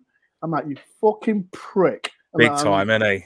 Yeah, but he's a co-host. He's a co-host to True Geordie, so he's not even got like his own channel with over 100,000 subscribers on himself then, and he's dissing people. So he's riding his coattail basically and just trying to mug people off. Yeah. So, but you know, because these Premier League YouTubers say, "Oh, it's only a joke." No, it fucking wasn't a joke because you want to suck his dick to get on that channel. So that's all it is, man. So go on. You know, if you're watching this, go and suck out. And that's what I'm gonna say, man. It's not. I don't know. It's what loud, man. That's how I do. Sentence, England, Nottingham, sentence style. Say if I don't agree with something, go and suck out. That's what I say. Simple as that. Good for you. Good for you, Dor. And I agree with you on that. I think it's Lee's dying inside right there. People contact me, and they might only have a few hundred, but you try and help them, don't you? If you can, you know what I mean. You try and do your best and go on a show or something. No, you try. I think with content creators, you try and promote as much as you can. And like I said, I was in. I don't want to mention I was at BT Sport the other day, and we are Tottenham. They wanted to talk about Jed Spence, and I couldn't do it, and I was so gutted. But lucky enough, I had a friend who works on my channel as well, who was there part of me, and I've gained like 50 subscribers from it. So I mean, it's good. They only have to give you a little leg, don't they? Just a little something, and it can, it can really help your channel, and it doesn't cost. I messaged you, Lee, didn't I? Once Burnley had come down, I sort of messaged you. I messaged a few other clubs that are in the Championship, and just said, do you want to collab over the course of the season? Because obviously it's better to start building bridges now. Because at full time we'd be ripping each other's fucking hair out. So it has its certain pressures, though, doesn't it? When it's like when we were Dor and we were playing Nottingham Forest last season. It adds a little bit of like more spice than it actually would if I didn't know Dor. Do you know what I mean? I'm thinking, Christ, I'm going there. I'm going to get it in the neck off Dor if you lose this. Don't want to lose this, even more than I would if I was just it wouldn't have mattered. I don't know anybody from Nottingham Forest. It wouldn't have mattered, but now it kind of matters. So when you get to know these people, it's really good. Dan, you know that time, Dan, you gave me the list on Twitter on what YouTubers to follow. Who's that Liverpool fan that you tagged on? Douglas Horn. No, not Douglas Horn. There's an Asian guy you tagged me on. I don't know if it was him or not. It was Liverpool fan. He absolutely bellend. Like trying to he watched Forrest in the FA Cup, and I'm sick of telling these top 6 content creators. Some of them, don't get me wrong, some of them are all right, but there's always one gonna say, "Oh, Forrest is not relevant. You're not a big club." Blah blah blah. I had to shut these guys down, like I said, especially the Man City fan and who was it? It was Man City fan, a Spurs fan. It was some Chelsea fan saying, "Oh, you're not a big club." And I said, my reply was, "Have you won a European Cup? You've been in the Champions League for how long? You still can't win it. You turned big time there, door. No, but it's Man City spend so much money by big players, and they still can't win the Champions League. Yeah, but don't worry about them, Dor. Don't worry about them. Have you seen the weather outside today? They are struggling. Have you seen how much plastic's melted today and tomorrow? Man City fans, they're just going to be hating this weather. Don't fall for all that. No, I went mad. I didn't give a shit. Like it was Arsenal fan as well. Arsenal fan as well pissed me off as well. And let's say, not relevant, blah blah. We beat them twice in FA Cup. And I said, we played a shit team. No, you didn't. You played a good team. We still beat you 1-0. And then I can't wait, man. Can't wait to play Arsenal. I know Liverpool are one of the best teams in the world, but Arsenal, can't wait to play them again. So I can give them a hiding. Well, someone's rattled your cage. We're all kind of... You know what? People talk. How are you going to do, to be honest? We're all a bit... Thor, you're talking to a guy who supports Banter FC, right? You can't banter me. You can't say that my team is shit because I've been there, I've done it, I've seen it all. I know. I bantered my own team for 5 years when vlogging. I've done more damage to my own team than anyone else could do to my own team. Simple as that, okay? They gave me so much material, it was unreal. I didn't even have to work hard for it. There was some times where I'd be scratching my head thinking, what can I do to entertain anyone that's willing to watch me? And then something would happen. I'm like, fantastic. Thank you very much. Don't rise. Just laugh at it. That's what I don't understand. Football fans are the most fickle people in the world. And Man City, who has no fucking history whatsoever, Newcastle will be the same. Unfortunately, it's the way that the game is going right now. There's too much politics in football that should never, ever have got into the game. But it's unfortunate. And there's politics even at Barnett's level. There's politics even at the level that I coach at. And there's politics even at Sunday League level. It's unfortunate. These politics, it's there. They're annoying you. It just frustrates me sometimes. Like I said, yes, Forrest have won the back-to-back European Cups. That was 30 years ago, whatever it was. And then we come to Premier League. It's been 23 years. And then these top 6 clubs like that, I think there's podcasts. And you look at Leicester City. Leicester City, they've been in the top 10 or top 8 for how long? Dan, how long has Leicester been in the top 8? They went up the season before us, so yeah, it was only last season where they sort of had a bit of a blip. Yeah, and you see podcasts like myself. Like we keep it real, but when you see like the same podcast teams like Man City, Liverpool, Arsenal, Chelsea, Spurs, and who's the other one I mentioned? I don't know who the other one is. There's always the same old 6 teams. United. Yeah, Man United. It's always the same 6 teams that always got a same podcast, same old people. I think to myself, this is what it's not just the same people or same podcast. It's the same shit they talk about. They literally recycle what they spoke about last night, but in a different sense. And it's all the same guests. And it's just like, wow, why has this guy got like 3,000-4,000 subscribers watching him? And, over 15K views or something over some shit he said 3 days ago that he's still turning out because he's just churning that stuff out. It pisses me off something rotten because when you support a club that's like you say, like ours, all of ours, we have to work hard to get that content. If there's a success story, we speak about it. If it's negative, we speak about it. But they literally speak about they've probably been, bantering the arse off the fact that, is Ronaldo staying? Is he going? Where's he going? Who's he going to go to? Chelsea? Yes. No, that's it. And it's just the same stuff. It's repetitive. 5%. It's repetitive. 5%. And you bang on, Dan. And this is what frustrates me. And I'm not going to mention the channel. Is that that guy that come on the channel, Lee, the one he was the Doncaster fan. Oh yeah. Yes, him. He goes on that channel as well, and and it's always repetitive. Ronaldo, like Dan just said, Ronaldo this, Man City, Chelsea. I'm like, you know what? There's other 14 teams in the Premier League. I know you want people to view it, but if Forrest is doing well, are you going to talk about my club? Are you going to get a Forrest fan? Like, what gets my nerves? Like, you see a Man U fan talking about Forrest. It's like if I see if Dan sees someone talking about Burnley, get a Burnley fan on. Yeah, Forrest fan on. And this is what gets and this is what frustrates me with these. Yeah, they talk about other clubs and they're not from that Yes. club. Well, it's not just people on YouTube that do it. Sky, BT, all the social media for them. You're looking forward, right? You can't make an away game, but your club's on Sky and you're playing somebody like, I don't know, say Doe's watching Forrest against Fulham. They're not going to spend the next 15 minutes to half an hour talking about Forrest, talking about Fulham. No, they're going to talk about Man United Chelsea that happened yesterday. Or that's what match of the day is for. Nip it in the bud. You're there to talk about those two teams. And it's just like, when we went down, it's like, get rid, Brexit FC, bullshit, your club shit, dead. And then as soon as you go down, it's like, right, I want to sign him, he'll be good enough, he'll fit the bill. It's like, on your back, piece of crap. And this is what I'm trying to say. Now posting the Premier League, like I said, if you're talking about history, our history, we've got a bigger history than no disrespect, 15 or 16 of them clubs up in the Premier League. And now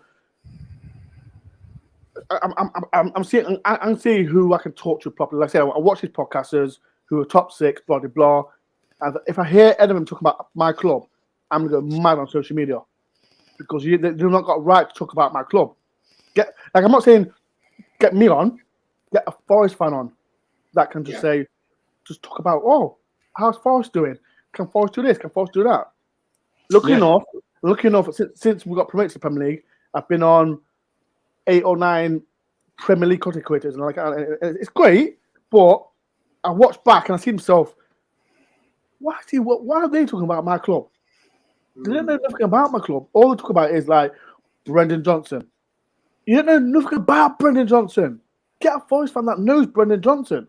Don't get someone someone from London or who's seen clips of Brendan Johnson. I know a lot about Brendan Johnson because I'm looking enough. I speak to his dad, David Johnson, all the time. And because did he play for you, Dan? Yeah. We wanted to sign him permanently. Yes, he did. We only got him on loan. I think we got him on loan from Birmingham City. Yes, he did. No, it was Sheffield Wednesday. Then he went to Burnley, and then he went to Lincoln, didn't he, for a year? Barry Kilby would have coughed up an extra 7k to actually make the deal permanent. Otherwise, he'd have joined. But sadly enough, the season afterwards, he had a great season with Forest, didn't he? Him and Holland Hayward. So that was. And he was my idol growing up. He was the guy I was like, oh my god, he was the first loan player I ever fell in love with. And so as soon as he left, I was just like, listen, looking up, I speak to John now, and he's a great guy. And he played for Burnley and Bury on Sunday. So yesterday he was at Bury for the sort of like charity game. Okay. Okay. So he played in that. Oh, yeah, but he's good lad. But back to the things I say. I'm just now Forrest in the Premier League. I'm expecting to, not just me. I'm expecting Forrest. Like I've got quite a lot of people. There's quite a lot of content creators now with the Premier League. So I'm just sick and tired of these top content creators thinking they're forget these clubs below because they're just arse lickers. I mean, you kind of have to. In some ways, I can understand it because good to them, if you know what I mean, as as a way of increasing their channel because you're too small for them. But even so sometimes you can just give a little bit, can't you? Like you say, if they want an opinion of a Forest, on a Forest player, then why not contact you? It doesn't make sense, does it really? But it's just because it's not somebody with 8,000 or 9,000 subscribers. It's like nothing, is it? When you get up by the millions, I wonder what it's like when you get up that sort of high where you just don't probably even look at how many people are joining every day. Just the numbers just. Right, Lee, I'm going to get going a minute, Lee. All right, well, we're all going to get going, I imagine, soon. Yeah, wait till everyone goes on. But thanks for inviting me again. Yeah, I'm going to be loud, man. So quiet, man. I'm loving this. I'm loving this, man. I'm loving it. He's loving quiet, loudmouth, and we like you loud, mouthy. Sorry, like I said, it's this heat. I'm struggling here. I've got. You're struggling. I'm fucking ginger. But you're wearing a hat indoors as well, which does not help.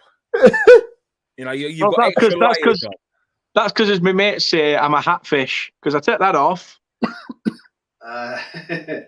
It's fine. So there's nothing wrong with that. There's nothing wrong with that. It's more than fine. It's down to wood. Yes, it's right down, isn't it? But yeah. You not thought about going to Turkey to get that sorted out? Nah, definitely not. Definitely not. Got to be honest with that. Why not? Eat Rob bad here. Holdren's looking Eat good. bad here. Why would I go to Turkey? No, like I said, I joined late, didn't I? Plus, I'm just make sure the old bill ain't around. It's very hot tonight. I think we're all struggling a bit with the heat tonight, aren't we? I know Jake was trying to get on, but he was trying to get his studio down cool enough because obviously has problems with his fits and stuff. So he wanted it to be cool, but I don't think he's going to get it down. So he's not managed to make it on tonight. So but this heat is, I think it's fabulous. But I like it when it's like being abroad, isn't it? When you get up in the morning, it's that sort of that heat when you get up, when you're in Spain or something in the morning. No, it's because you different. get out of bed It's different, isn't it?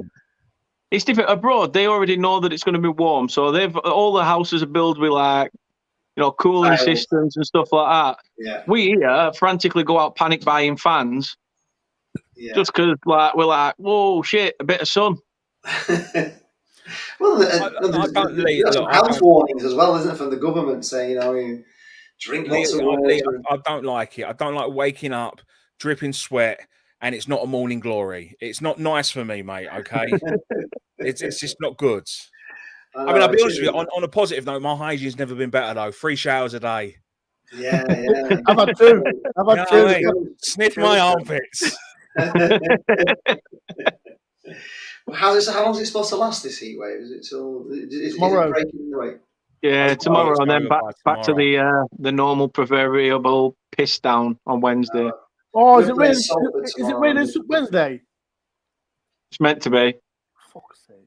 They put our kick-off back tomorrow at Salford to 8 o'clock because of the heat, apparently. So we should see. But, we've had some good pre-season games. We played Leeds United and we played Rangers on Saturday. And that was a good vlog. That was a good vlog, Lee. It was just. It couldn't not be. Do you know what I mean? They were unbelievable. The Rangers fans just, because they like coming to Blackpool. They do come on holiday to Blackpool, any excuse to Blackpool, but they were here just to party and have a good time, and they were really great. And honestly, they were so they never stopped. They literally never stopped singing. I was saying to somebody, because I was saying waving those flags, those big huge 20-foot flags for 90 minutes. I couldn't do it. Not in a million years. I couldn't even wave my own scarf around my head for 90 minutes. I would start thinking, gee, God, your arm would be. Do they not take it in turns then without you seeing them? Or is it the same person doing it?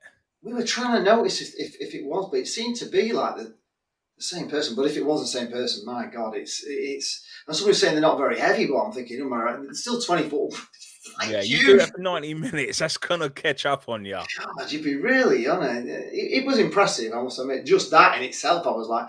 And then they had some flares that they all set off. There was, I don't know, about 10 flares all on the front. They all set off at the same time. It looked amazing. Some Blackpool fan posted on our sort of review from the tower that it scared the children or something, and they had to leave after. I'm thinking, blimey, it was fabulous. It looked amazing. It didn't do anything scary, really. It just looked brilliant, I thought. Really it does, stuff like that does look brilliant until you face the German side, and then they start ripping chairs out and throwing them at you. Yeah, Dan, don't say that. I'm going to Germany on Friday. Oh, are you going to see a game? Take a game in? Yeah, Forrest playing Union Berlin. We've got Hertha Berlin on Wednesday, but that's at Burton, and then I'm going to Germany on Thursday, Friday to see Forrest play against Union Berlin. So German clubs. That should be good. We played Hanover, and the game got abandoned at half time. Why? Because they were proper rioting. They were literally trying to climb into where the Burnley fans were. They were ripping seats out, throwing anything they could find. I think on one video, I think you see somebody launch the mate. Literally, they were that bad.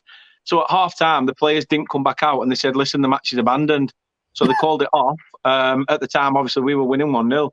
And we ended up in the Royal Dash, and they ended up having to lock us in while the police escorted all the Hanover fans back to wherever. And some of them all sneaked off, and the windows were going through. They were bashing everything. And They were just a proper nightmare, absolute arseholes. And Burnley fans got done for it. And Hanover, we've not heard anything about them getting their hands slapped for it. Bloody hell. No, because I think a German fan For the emailed first me. game, I took my missus on because she shit herself. She's like, England, Germany. I went, listen, you get United playing Bayern Munich, you get teams playing, German sides all over the shop. Don't worry about it. It's a friendly. Nothing's going to happen. 45 minutes in, and she's sat in a booth with windows being smashed in. She's like this. She's like this, and it went out to do with me. No, Dan, you got me a little bit worried now because you'll be right. You'll be right. It's when they come to your place and they think they can just be Billy Big Bollocks. No, but I got an email from a German fan 2 days ago about Union Berlin. Like every fan has it.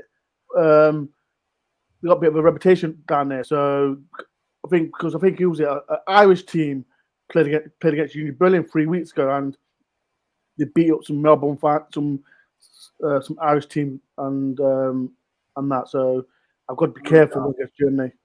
So keep your wits about you, mate. That's all you can do. I can't wait for Forrest. On a stag do, it was really nice. Germany was really, really nice.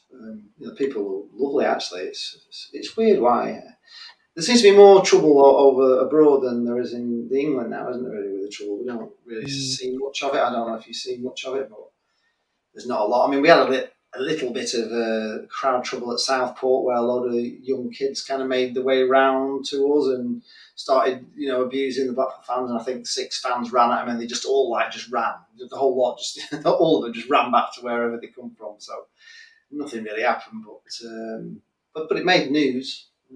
It made news. Lee, before I go, Lee, I just saw something on Twitter. What would you think of Alex Myton coming to Blackpool?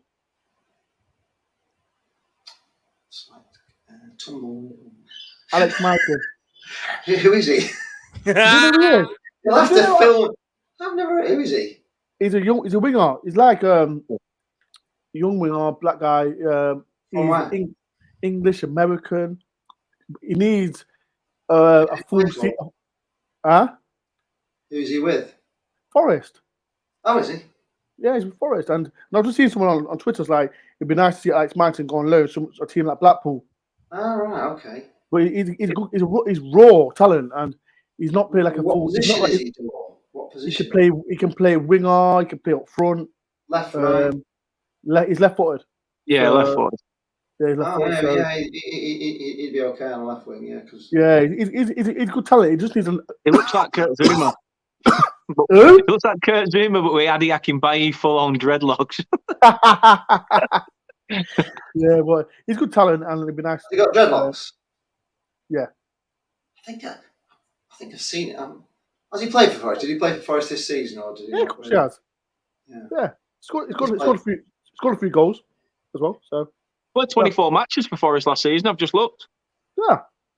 24 matches and got a goal. Send to Barnett. You'll get. We don't need him, mate. Don't worry about that. We got Kabamba. He's going to be banging in the goals this season. Somebody called Kabamba. Yeah, Nick Kabamba. Actually, that's his name. Yeah, Nick Kabamba. We got him up front. He's going to be banging in at least 30 goals this season. Kabamba. It's already there, isn't it? It's made straight off, isn't it? I told you, $4,000 on Barnet to win the league. Yeah, but the song's there already, Dor, isn't it? You've got it ready made. You've got to be doing like ba ba kabamba. I mean, it's just. How old is he? How old is he? How old is he? 45. Who? He'll still be younger than you, especially with that grey hair. Listen to hey. I'm sexy, and you know this, loudmouth. Just be honest to everyone, yeah. Right, I've got to go now. What are you doing? Are you staying on for a bit, or? Are we going to stay on a little bit longer, guys? Or I can. Yeah, right, okay. A little bit longer then. Right. So say goodbye to you then, Dor. Thanks a lot for coming on. I'm back next week. We're not back next week. This was the last one of the summer. Why? How am I going to talk? No, Lee. No, we're back next week. This one, all right? This one. Hang on. No, this one. Yeah, there we go. This one. Yeah, Dor. See you later, mate. Lee and Dan, nice seeing you out, and I hope we have a great season. Fuck Barnet. I hope they get fucking relegated. Up the Forest. Take it easy, Right, dog. well, thanks a lot. Oh yeah, so yes, somebody was actually somebody came in actually said Stephen Roberts said his door's still going on about banging on about being in the Premier League, and there you are. Yes, he is. Andrew Jackson says this is Every opportunity he can I get, hope you're he'll do keeping that. well. Have I missed? You've not missed much, and Mr. Door it was still bragging about being in the Premier League, as it's his wont to do, and he was slagging off all the Premier League big wigs, wasn't he? He was not very happy with them either. So. I don't know. It'll be. How do you think they're going to go on, Forrest, while he's not here? You know, without him not being here, how do we think Forrest are going to go on this season? I mean, they've invested in, aren't they? Got a decent manager in Cooper. The thing is, I think they're going to do. They're going to be successful this season because of media hype. It's going to be a case of everything. It's going to be. Without sounding derogatory, I just think it's going to be one of those where it's like, oh, Clough this, Clough that. They're going to, you know, some people are going to be all like, oh, the old times, the good times, and they're going to rag a few results against big clubs. But then for me, I think it's going to be where with Forest, second season syndrome hits hard. Yeah, they're going to have the honeymoon stage, aren't they? It's a given. I mean, as much as I do, I banter him saying you're going to get less points than Derby. I can't see that happening. They've got a good manager. Yeah. They're signing some decent players in the right areas. So yeah, I think that they will survive. I think they'll do 15th. I think 15th will be reasonable for them. Yeah, I think they'll take 15th for their first season after 26 years or something like that. And then, as Dan has said, the second season, that's the one that catches you out. That's the one where you kind of get fanned out. And if you've got the same system, it's going to be a tough season to try and switch your style of play very quickly. And it all depends if the ball back them. That's what it comes down to. You know, I mean, they'll have money now, you know, that they haven't had before. It's an amazing amount of money. And if you're not daft with it, I think it can transform the club. You know, even if they came down, you know, they'd be a lot stronger. You know, again, you know, could be a potential Norwich, couldn't they? Where they just, they're too big again. You know, they're in that like world where you're kind of too big for the Championship, but not good enough for the Premier League. Like Norwich find themselves in year after year, and they could potentially, even if they come down, come back up again. You know, I won't be surprised if they don't just blow it all. And it's that temptation, isn't it? You know, to just thinking you need these, multi-million-pound players, and you've got to spend money. And I think the board need to be very careful. Again, just going back to what we said, 20 odd years. Let's just say 20 odd years without being in the Premiership. If they go on a bit of a wobble, that they don't panic and they sack their manager, thinking, well, we're in the Premiership, we'll be able to attract someone, a name. You know, it doesn't matter if they're foreign or English. It doesn't matter. We're in the Premiership. We can attract them. That's where you could go again through a slump, because a manager's got to come in. If you don't give them time or a budget, it's so difficult to expect a team to work miracles. Yet the guy came into Forest and he managed to get a tune out of them.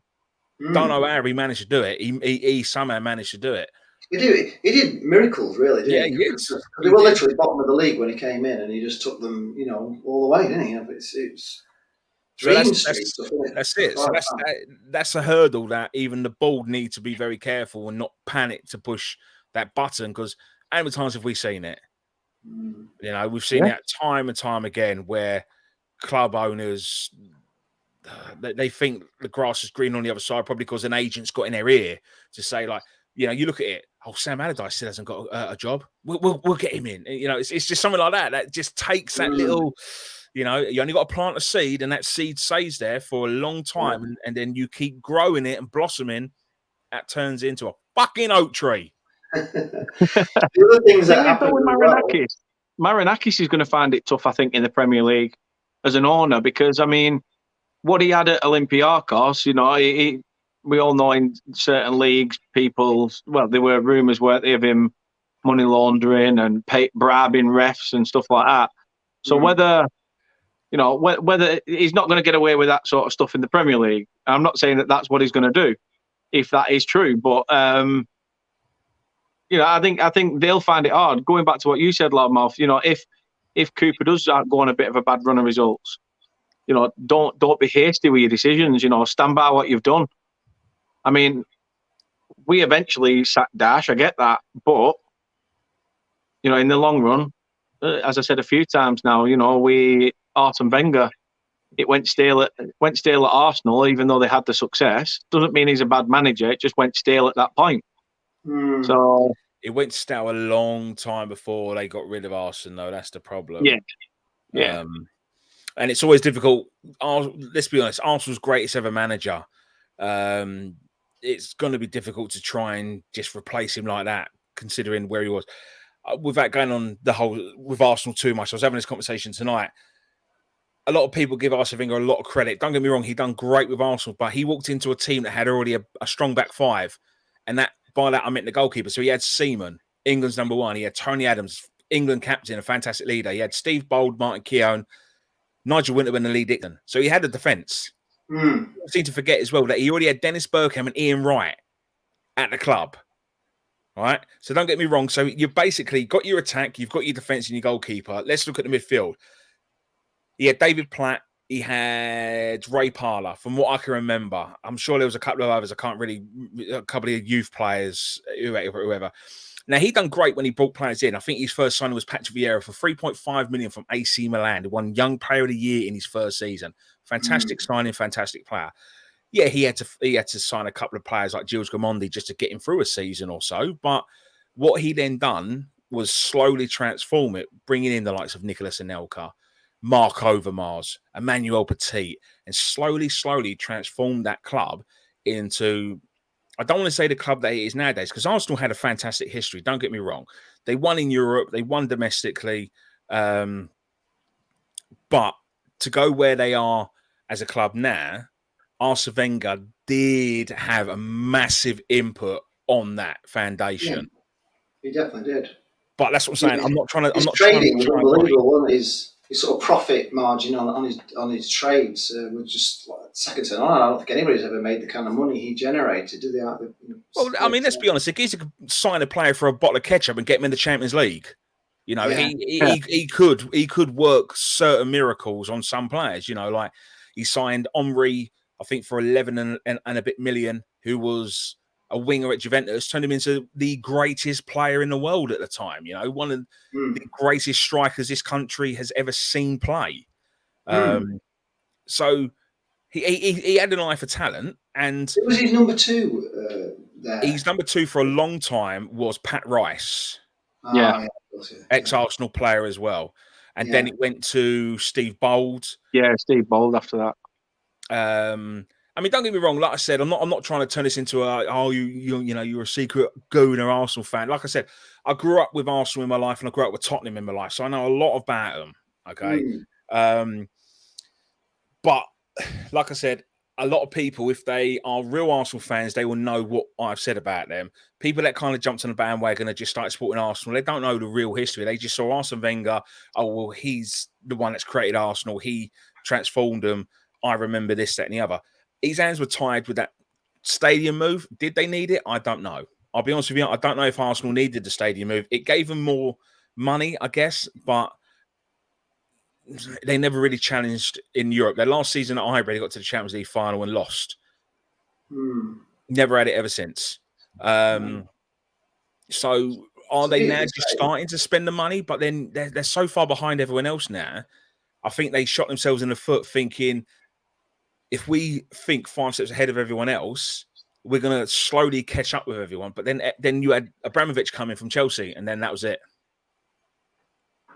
Yeah, it all changed with him, didn't it? Really, the big money started coming in with these massive owners, didn't they? And City obviously are just in their owners are just like, it's just ridiculous, isn't it? The money that they have is just beyond belief. They can do whatever they want, really, but it's the fact that they don't let them pile even more money in than they do, really, because they could just. It's never ending, is it? I don't even think they even spend a small percentage of the interest they're making on whatever when they spend billions, are they? They're just so rich. It's incredible. Seriously saying transfer news. Zinchenko, is it? Zinchenko set to sign for Arsenal. Heard of him? Yeah, another one from Manchester City. Is he? Yeah. So, but this is where it's a bit of an. Are Arsenal signing him as cover for Tyranny or to replace him, or are they going to move him as a centre half? I know he's been struggling with injury, but what's going on? Because Brighton, look at me, Man City and they're after the Brighton left back. Now that they've agreed to sell this chap, I don't know how you pronounce his name. I'm not even going to attempt. Alexander Zinchenko. I'm glad you've done that, mate, because I ain't got a clue. So, I mean, look, Arsenal look like they're doing a bit of business. Will they challenge? I don't know. I always thought that Arsenal were, again, far too hasty in sacking Unai Emery. I feel like they should have gave him a little bit more time. I think Arsenal Fan TV fucked him over and the ball panicked. Where all of them were screaming to get rid of him. And again, you've got to look at it. Look at the players he signed in his first season with, again, no budget. Managed to get him into the UEFA Cup final. I know I've said this 100 times. Yes, they got embarrassed.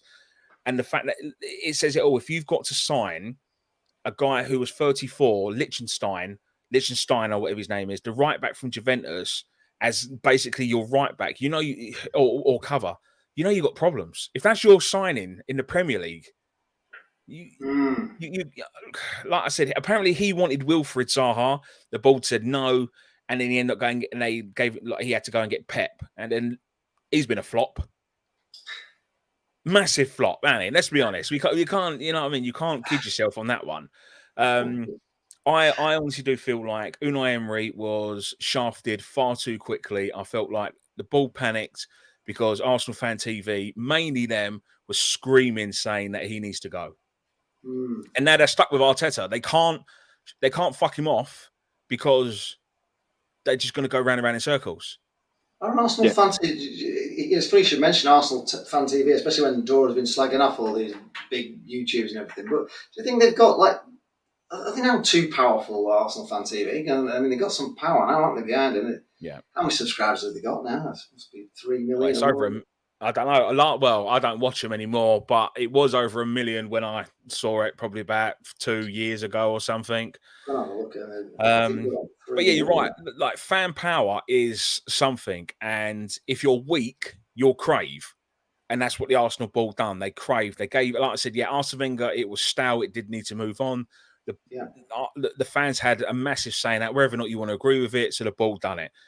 They had a massive say in Unai Emery. That is 100% fucking fact. Because why would you sack someone 2 years into a 3-year term, and in his first season he got you into the UEFA Cup final? It just makes no sense to me. 1.45 million. They have, by the way. But they're not the same anymore. They don't do it as much because, from what I saw, Robbie does more. I don't think he hasn't been going to a few games.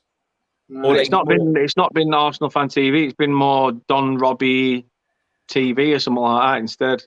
So they do. He's sort of been doing his own stuff and gone away from it.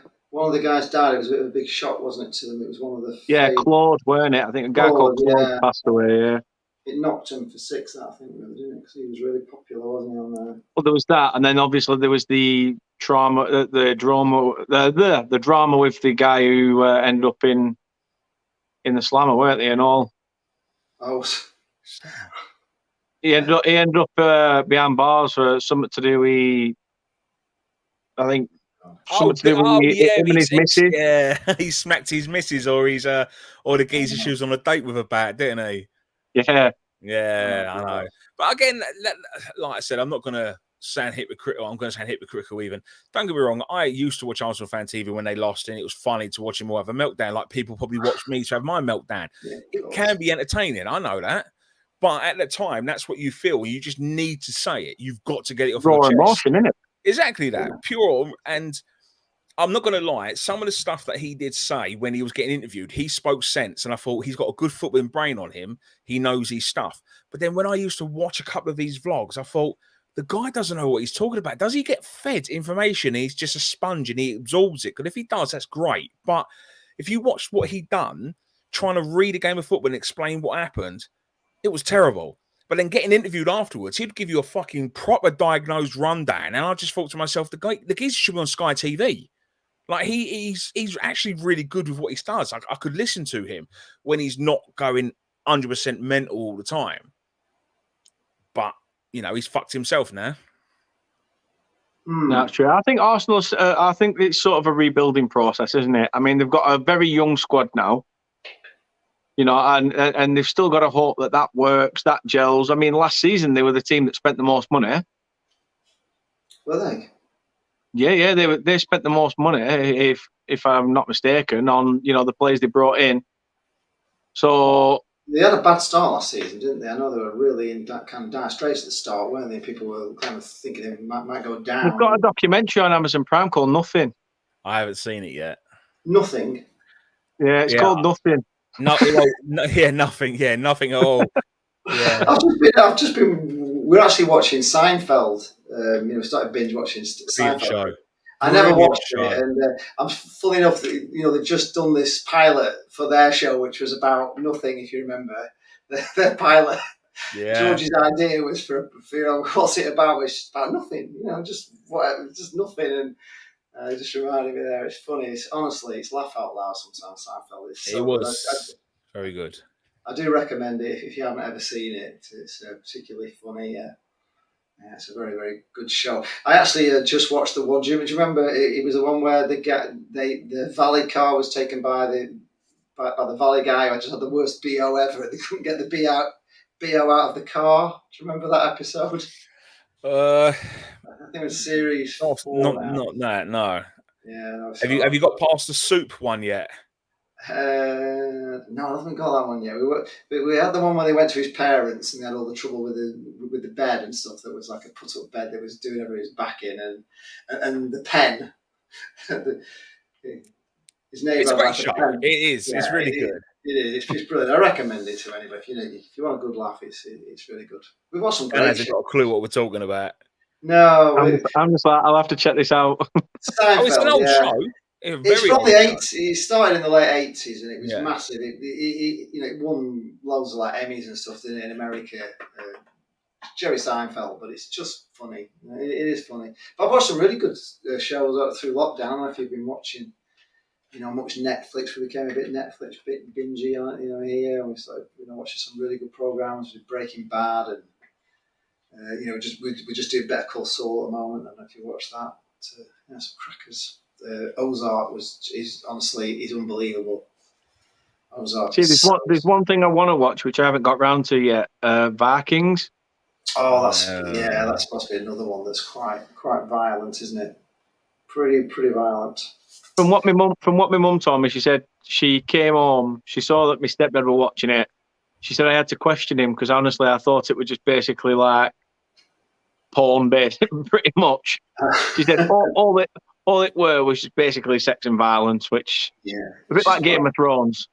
Yeah, Game of Thrones is very much like that. We started watching that, but I think we got through the first series of it. We've stopped at the second at the moment, but yeah, we kind of try and rotate things and watch different things. But there's some great shows on Netflix, and I don't even watch BBC. The only one I have watched is Peaky Blinders, which was really good.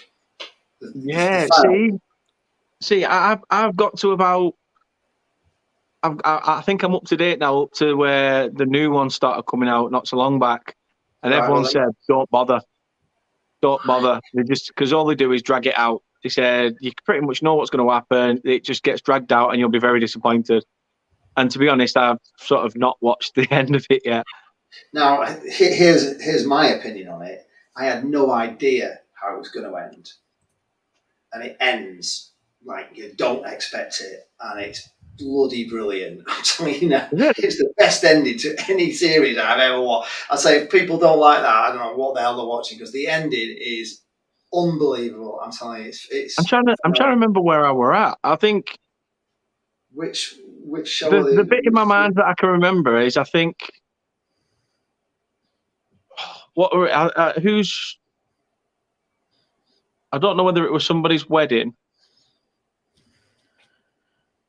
And he's got this giant mansion now, and the missus that he had that passed away.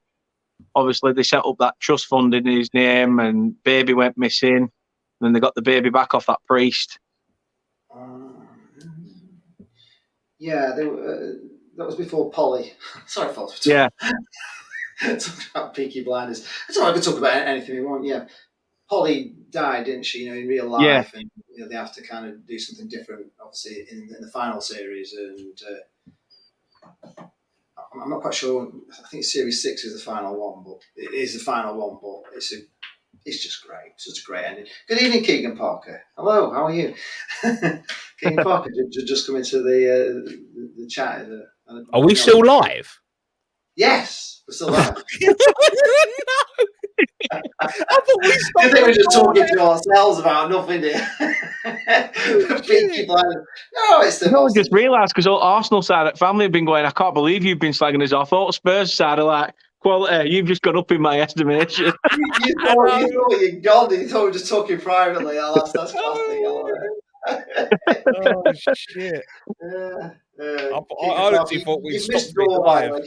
Keegan, for anybody who doesn't know, he was obviously a Blackpool striker and one of my heroes, to be honest. And my dad loved him as well. And I've done a few things now with Keegan Parker. We did an interview with him, and I met him at Blackburn Rovers. We did a bit of a vlog together and stuff. And my dad had just like freak. If I was like chatting with Keegan Parker because he just loved it. My dad loved him. Him and Andy Morrell were just amazing. For Blackpool. He scored, the winner at Wembley, the goal that put us 2-0 up, and he just killed it. And honestly, we were right behind the goal as well. It came in like a Messerschmitt. Honestly, from behind the goal, it really did come in fast. And you could see it like curling in, keeper driving, just couldn't get his hands to it. It was honestly, from behind the goal, it was unbelievable. We don't hear that anymore, do we? We never hear that now. You used to be like, you could always hear sort of the ball hit the back of the net. We barely hear that anymore. I don't know whether it's the change of the netting, fabric, etc. But they don't have we used to hear it. They used to have like a metal stanchion that used to go right down the back, but now they just have little corners, don't they? So maybe it's just. But yeah, I know what you mean. That sound of the net. The ball hitting the net, was unbelievable, wasn't it? It definitely used to make a sound, didn't it? And it was wonderful. But yeah, so Keegan Parker is just a legend here at Blackpool. He really is. But he goes on. He gives quite a lot of stick to Dawn. He's always going on the channel. I find it quite good lads. Yeah, because obviously, Blackpool. Keegan Parker wasn't with us then when we beat Forrest in the semi-final. Down at Forrest, and Billy Davies was there, and it was a magical night, which Dawn still hasn't really got over to till today. I think he's probably finally just got over it now because he's got the Premier League, but it devastated him. That was 2010, so you can imagine he couldn't get out since then. And they were so much favourites, and they set up a team to sort of lose against Blackpool, so they get us in. They wanted us in the playoff final, so they've done everything to get Blackpool in the semi-finals of the playoffs, and we beat them. Billy Davies had kind of said something to the Blackpool players when they were coming off, saying, we wanted you. We wanted you. We're going to hammer you. We beat them down there, and it was just DJ Campbell getting a hat trick, and so Keegan Parker does give Daw some stick over that. So I think for you, who's been the more successful? Well, in your eyes, who's been your favourite manager at Blackpool? My favourite manager ever? Well, it's a bit of a toss-up really between two managers. I mean, Ian Holloway would be that man. It would be the best manager ever. But unfortunately, since he left the club, he's done a few like fans forums and stuff, and he's been very supportive of Carl Oyston, which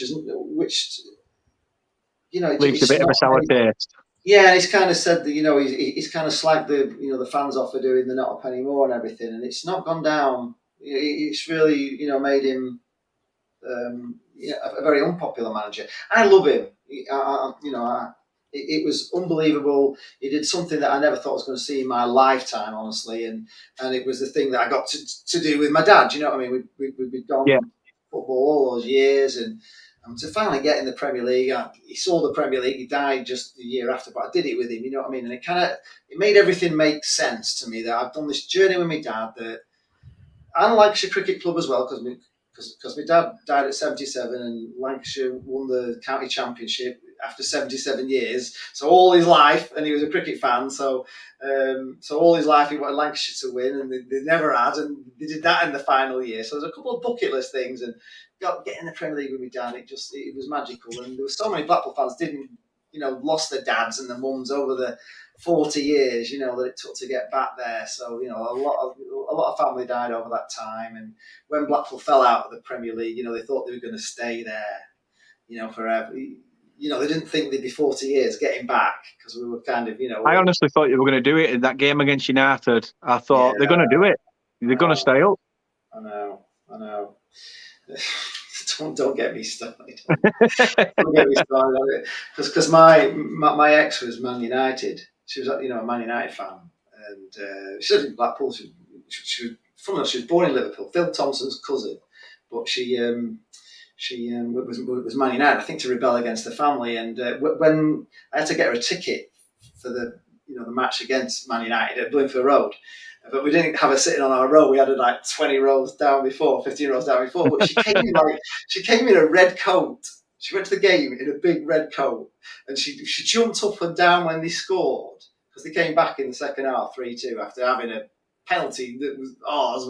That had gone down to 10 men. It was the most nailed on penalty ever. He didn't give it, and they came back and won 3-2. And I was so angry, because I did say to her, you've never seen United play Blackpool, it's your hometown team, and you might feel a bit different about it, when it's your hometown team, and it's it's important to your boys and businesses and everybody in Blackpool. It's in this game against United. You're United.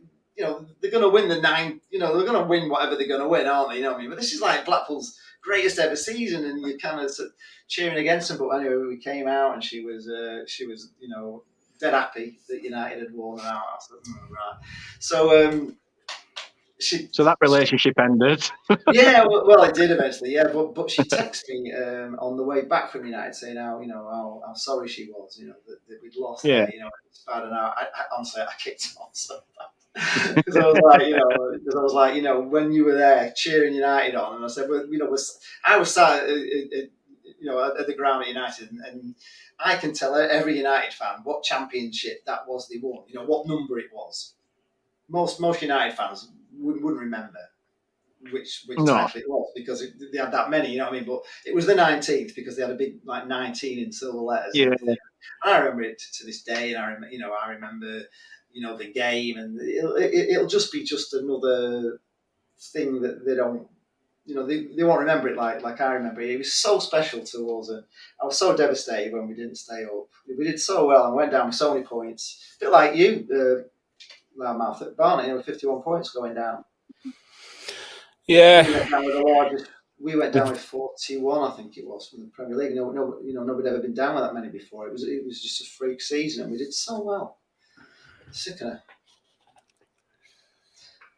True Red says the turnaround for Blackpool for me came when Gary Bowyer was at Blackpool. Yeah, but Gary Bowyer, you see, was there when we weren't going. In fact, Gary Bowyer did an amazing job at Blackpool, because there was no fans there. He had 1,200 fans.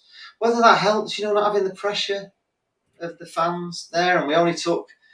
Well, we didn't want anybody to go to Wembley. We actually wanted to, the fans wanted us to boycott the playoff final, but we took 6,000, which compared to the 30 we taken to all the rest, I was really down. But we were making a real stand against, it was a statement really that we weren't going to Wembley because of what the Oysters were doing to us. And so yes, Gary Bowyer did an amazing job, but nobody really saw him do it, if you know what I mean. We weren't watching. Yeah. So so there we go. I don't know if there's any other business you guys want to get off. It's really hot, isn't it? It's really hot. Yeah, Back doors open and everything. Back doors open. I'm tempted to go and jump in pool again. What have you got, like a pool in the back garden or something? Yeah, we've just put pool up for the kids when they finish school. But to be honest, I've been in it more than they have. Have you? Is it cold? Is it quite cold? Is it torturous in there?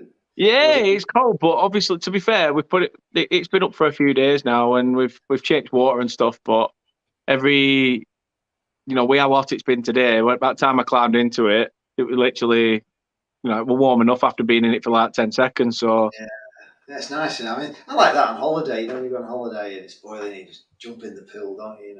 Cool yourself down. It's where you sunbathe. It's great. It's really good. It's fabulous weather, but we can't take it in England, can we? It's just too much for us. Right, we're going to get off. Thanks a lot for being on. We'll be just to let everyone know who's watching now. This is the final one of this summer, because I've got things to do next week, and then we're back regularly vlogging and stuff, and it's just doing it all. But I'll be back with you soon, Lee. I'll be back with you soon. I think we play your second game of the season, don't we? It's pretty early on. It's not the second. Not second. No, we play Luton at home second. I think it's definitely in the first 5 matches, isn't it? It is. I think it's the 4th one. It's a big game. So yeah, we'll do something on that. Definitely a preview show, and I'm thinking of maybe doing these monthly. I don't know if people, if we can maybe organise things and get people, committed with a bit more notice and stuff. So other than that, we might just be back for a few specials, and if not, we might be back next summer when we've got less to do. When we're all stuck for stuff to do in the summer, aren't we? For some reason, then it all goes a bit crazy. So yeah. Thanks a lot. Going to get off. Thanks, guys. See you later. Take care. Take it easy. Don't forget to sub to these guys' channels as well. Turf Morehouse and Landmass is still there. You can show your support by subbing to his channel, even though he's not doing videos, and he might come back with some special thing. It's a grabber. See you later, Matt. See you later, Dan. Take care, guys. Thank you very much. All the best. Thanks a lot. All the best.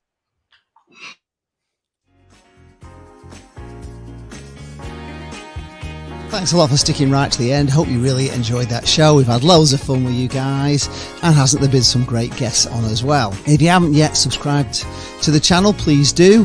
Also, give the video a like. YouTube really does appreciate that.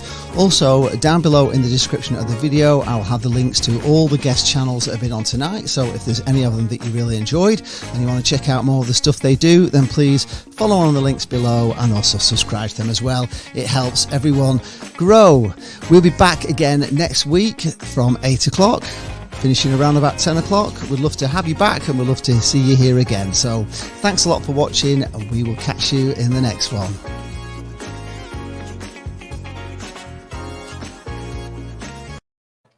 We won't be back, folks, next week. So, see you later, everyone. Are we still live? What's it like? Are we still live? Hang on, I'm turning my light off. Oh, fuck! See you later, folks. Bye. Take it easy.